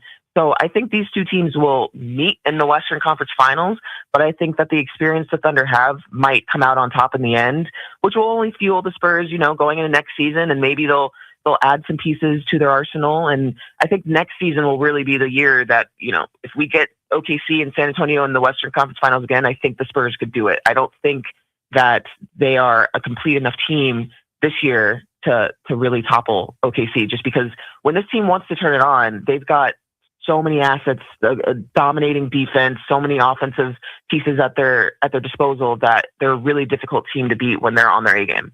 That's going to be a fun little rivalry that we've got for the next, I don't know, 5 years or whatever it may be. I mean, maybe even longer the way both of these teams are set up. The Thunder and Spurs just giving each other haymakers throughout a regular season and playoffs. That's going to be fun to watch. Yeah, absolutely. And like you said, the way these two teams are set up, we might get this rivalry for 15 years based on how many draft picks the Thunder have. So it's going to be a long one. Were you surprised the Thunder didn't move off of any draft picks in a major way, maybe to go out and get a Giannis or go out and get another guy that was on the trade block this trade deadline? Not really. I think that this is a team that's really as complete as it can be. And I think, similar to what Jason Tatum said in Dawson, which, I disagree in his situation, but for the OKC, why mess up any sort of chemistry that you have by trying to add in somebody mid-season? I know they got Jared McCain, who I think that's a great situation for them to have gotten him at. I don't know why Philly traded him at that point, but I don't think that OKC needed to make any big swings or anything. Now, I was saying going into the trade deadline, everyone was talking about, who could trade for Giannis, who even has packages, and that everyone was like, talking about Miami or all these other teams. I'm like, OKC could easily go and get him if they wanted to. So if I'm other teams, throughout the league, I'm kind of sweating bullets because OKC could do pretty much whatever they want with any star, like disgruntled star player going forward. They have all of the arsenal and draft assets. They've got all of these players that other teams would easily want, that they could go and get not just Giannis, but any other star going forward. So I think it's for them kind of a matter of, we want the right person to become available for them to actually make that move. Man, I cannot remember another team in any American sport that has the arsenal that the Thunder have and the current roster that the Thunder have. It is a scary scenario. I know they're dealing with the injuries now. They're kind of sputtering a little bit, but man, oh man, this is a team that they're very, very scary. Jasmine, appreciate your time. Always love chatting with you. Have a great rest of your Wednesday. We'll talk again soon. Yeah, thanks for having me. Of course, there goes Jasmine Wimbish. She covers the NBA for CBS Sports. Always fantastic NBA insights and thoughts. Always love catching up with her. But man, the Thunder really, really are just in such a unique spot. 41-13 this year. I know we talked about, can they break the wins record? And they have certainly sputtered since then. And over their last 5, they're 10-10. But as Jasmine pointed out, they have dealt with injuries. SGA's missing some time. He's out. J-Dub, Jalen Williams, he's been in and out of the lineup. He missed the start of the season. And ever since the injury bug has kind of hit them over the last month and a half or so, they have sputtered a bit. But what they have at their disposal in terms of draft picks and even just assets, like what the Thunder have compiled, is something I don't think we've ever seen. And I might be being a little hyperbolic, but I don't think I've ever seen a team like the Thunder have so much success, win a championship, and then you kind of zoom out and you go, oh, well, they can dominate this league for another 2 decades if they play their cards right. Insane. I think any fan would give that. Any fan would give, 5-7 years of being bad, which is what the Thunder were, in order to get 20 years of just pure dominance. And the Thunder are looking that right down the pipe. All right, let's get our last break in here. We'll step aside, be back with more Fitz the Bill on this Wednesday morning, right here on 106.1 ESPN Richmond. Get the latest update on Henrico County sports tournaments, happenings, and future events on ESPN Richmond's newest segment, the Henrico Huddle. Join Henrico Sports and Entertainment Authority Executive Director Dennis Bickmeyer as he joins Bob Black on the Sports Huddle. For more information on Henrico Sports and Event Center calendar, visit online at henricosea.com or tune in to the last Wednesday of each month for the Henrico Huddle on 106.1 ESPN Richmond. Hey, it's Flo here to say drivers who switch and save with Progressive could save hundreds. Nice. With my new savings, I'll get some hiking gear. It'll be great for my outdoor era. I don't know if it counts as an era if you just buy stuff. I got a cute hiking backpack. It's an outdoor era. Well, you only bought one thing. I don't think it's an era. Well, I think we're in a agree to disagree era. Yeah, sure, you're probably right. Anyway, with the money you could save by switching to Progressive, you can afford to switch to other things in life. It's my savings era. Also, everything you do is not an era. Progressive Casualty Insurance Company and Affiliates. I know that hiring can be challenging. You need someone to match your role perfectly. Well, now you can meet them fast on ZipRecruiter. Build your team, build it sooner. Meet your man, ZipRecruiter. Just head to ZipRecruiter.com/free right now to try it for free. That's ZipRecruiter.com/free. Meet your match on ZipRecruiter. Try it free. Breaking news. The Virginia Barber School announces you can get your barbering license in 5 months. That's right. The state of Virginia has made it possible for you to get a barbering license in 5 months. Plus, with the Virginia Barber School, there is no out-of-pocket financial aid plan needed. What are you waiting for? Call 804-264-0800. That's 804-264-0800. Register today. Certified to operate by Chef. Think switching to T-Mobile's a whole complicated thing? Nah, it's easy. You can do it almost anywhere in just 15 minutes.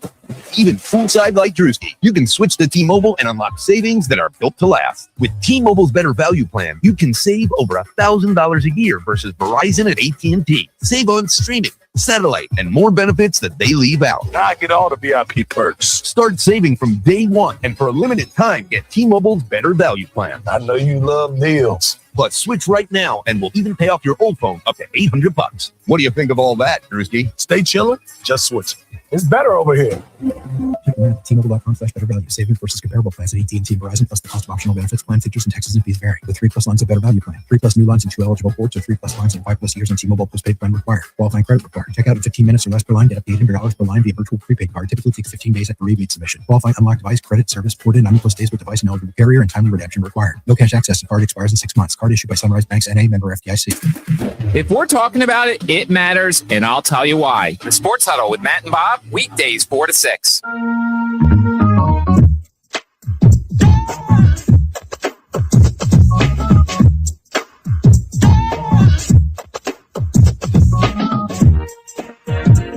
Welcome back in. Fitz the Bill on this Wednesday morning. I'm Jack Fitzpatrick. Allen alongside as we're starting to close the book on the NFL season and open the book on the NBA as things are heating up over there in the association.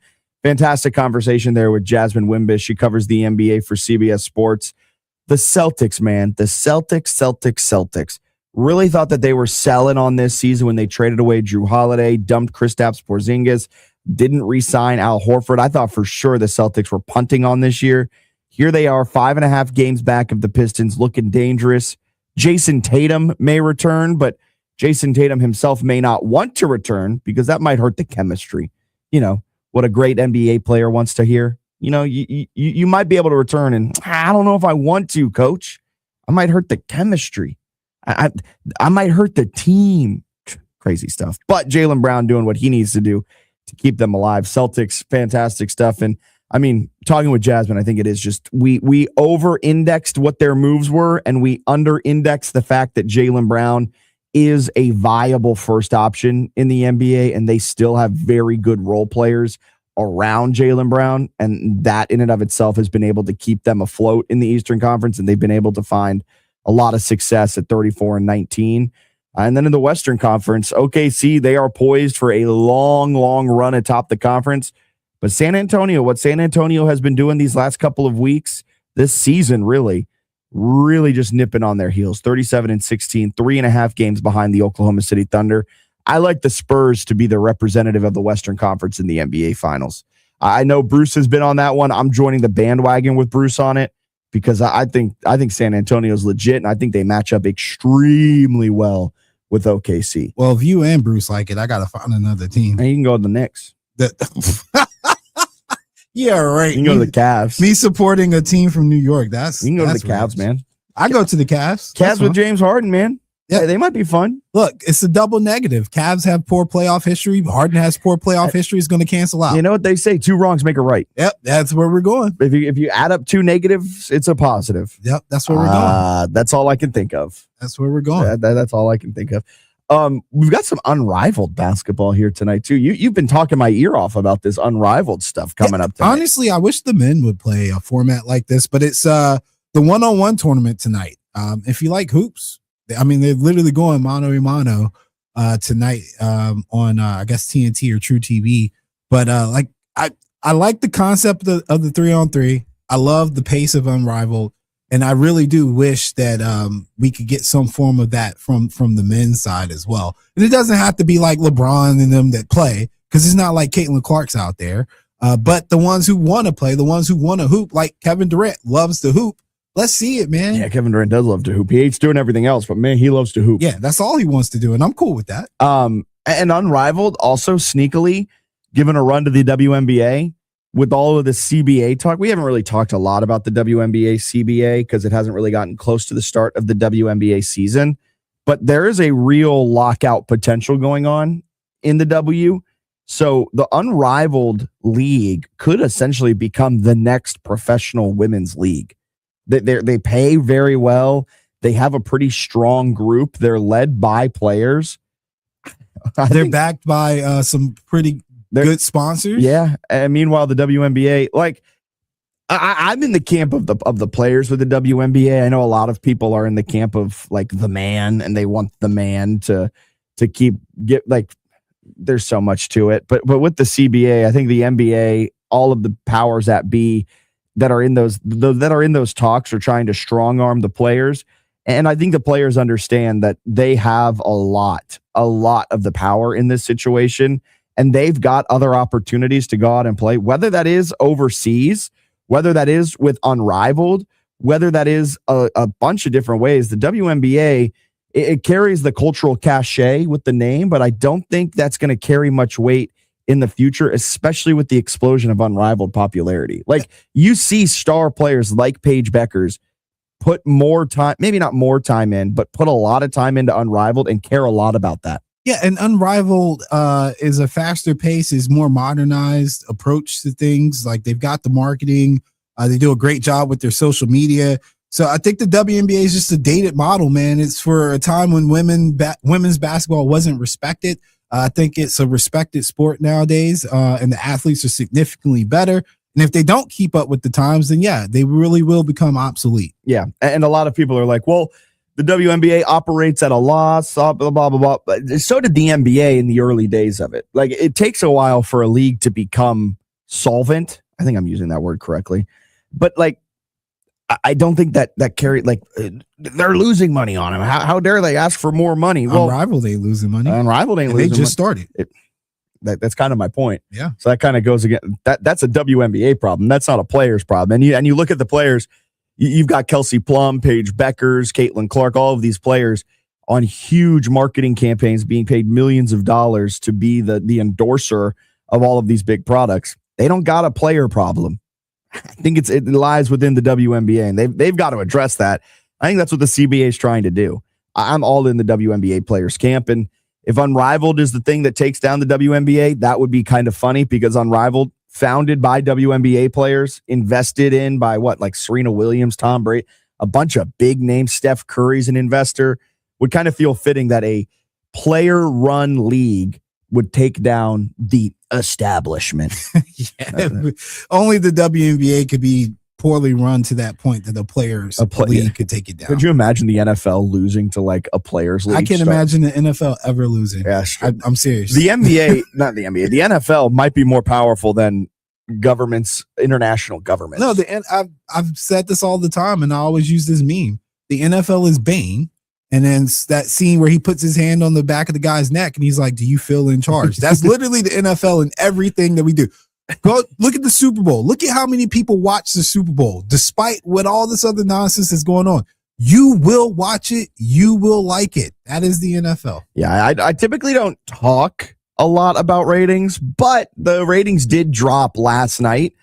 The Super Bowl it was the second most watched Super Bowl in NFL history. And it was so boring. Yeah, it was so boring. The all-time media record, this is from NFL, NBC Sports' presentation of Super Bowl 60 set an all-time media record as 137.8 million viewers watched in the second quarter. That's the highest peak viewership in U.S. TV history. The whole entire broadcast averaged 124.9. It's the most watched Super Bowl in NBC history, the second most watched Super Bowl in NFL history, ranking behind Super Bowl last year's Super Bowl. I was going to try and read out LIX, but I couldn't do that fast enough. 59. That's 59. That makes sense. But yeah, last year's Super Bowl had that. But ratings come in and you say you're not going to watch it. Yeah, people keep watching it. Ratings go up, up, up. People keep saying no, no, no. But someone's lying here, and I don't think it's the NFL. All right, that'll do it for this Wednesday edition of Fitz the Bill. Coming up next, we've got Clinton and Friends. That'll lead you into the Rich Eisen Show. And then, of course, back live from the capital of the Commonwealth, it's the new Sports Huddle with Bob and Matt. You don't want to miss it. Fantastic local lineup here on 106.1 ESPN Richmond, where Richmond talks sports. Rest of the week, we've got a ton of Daytona 500 coverage. Michael McDowell's crew chief, Travis Peterson, will be joining us on Friday. And we've got guests from the Motor Racing Network stopping by throughout tomorrow's show to help preview the big old race, the Great American Race, the Daytona 500. You don't want to miss it. That's the rest of the week. Fitz the Bill.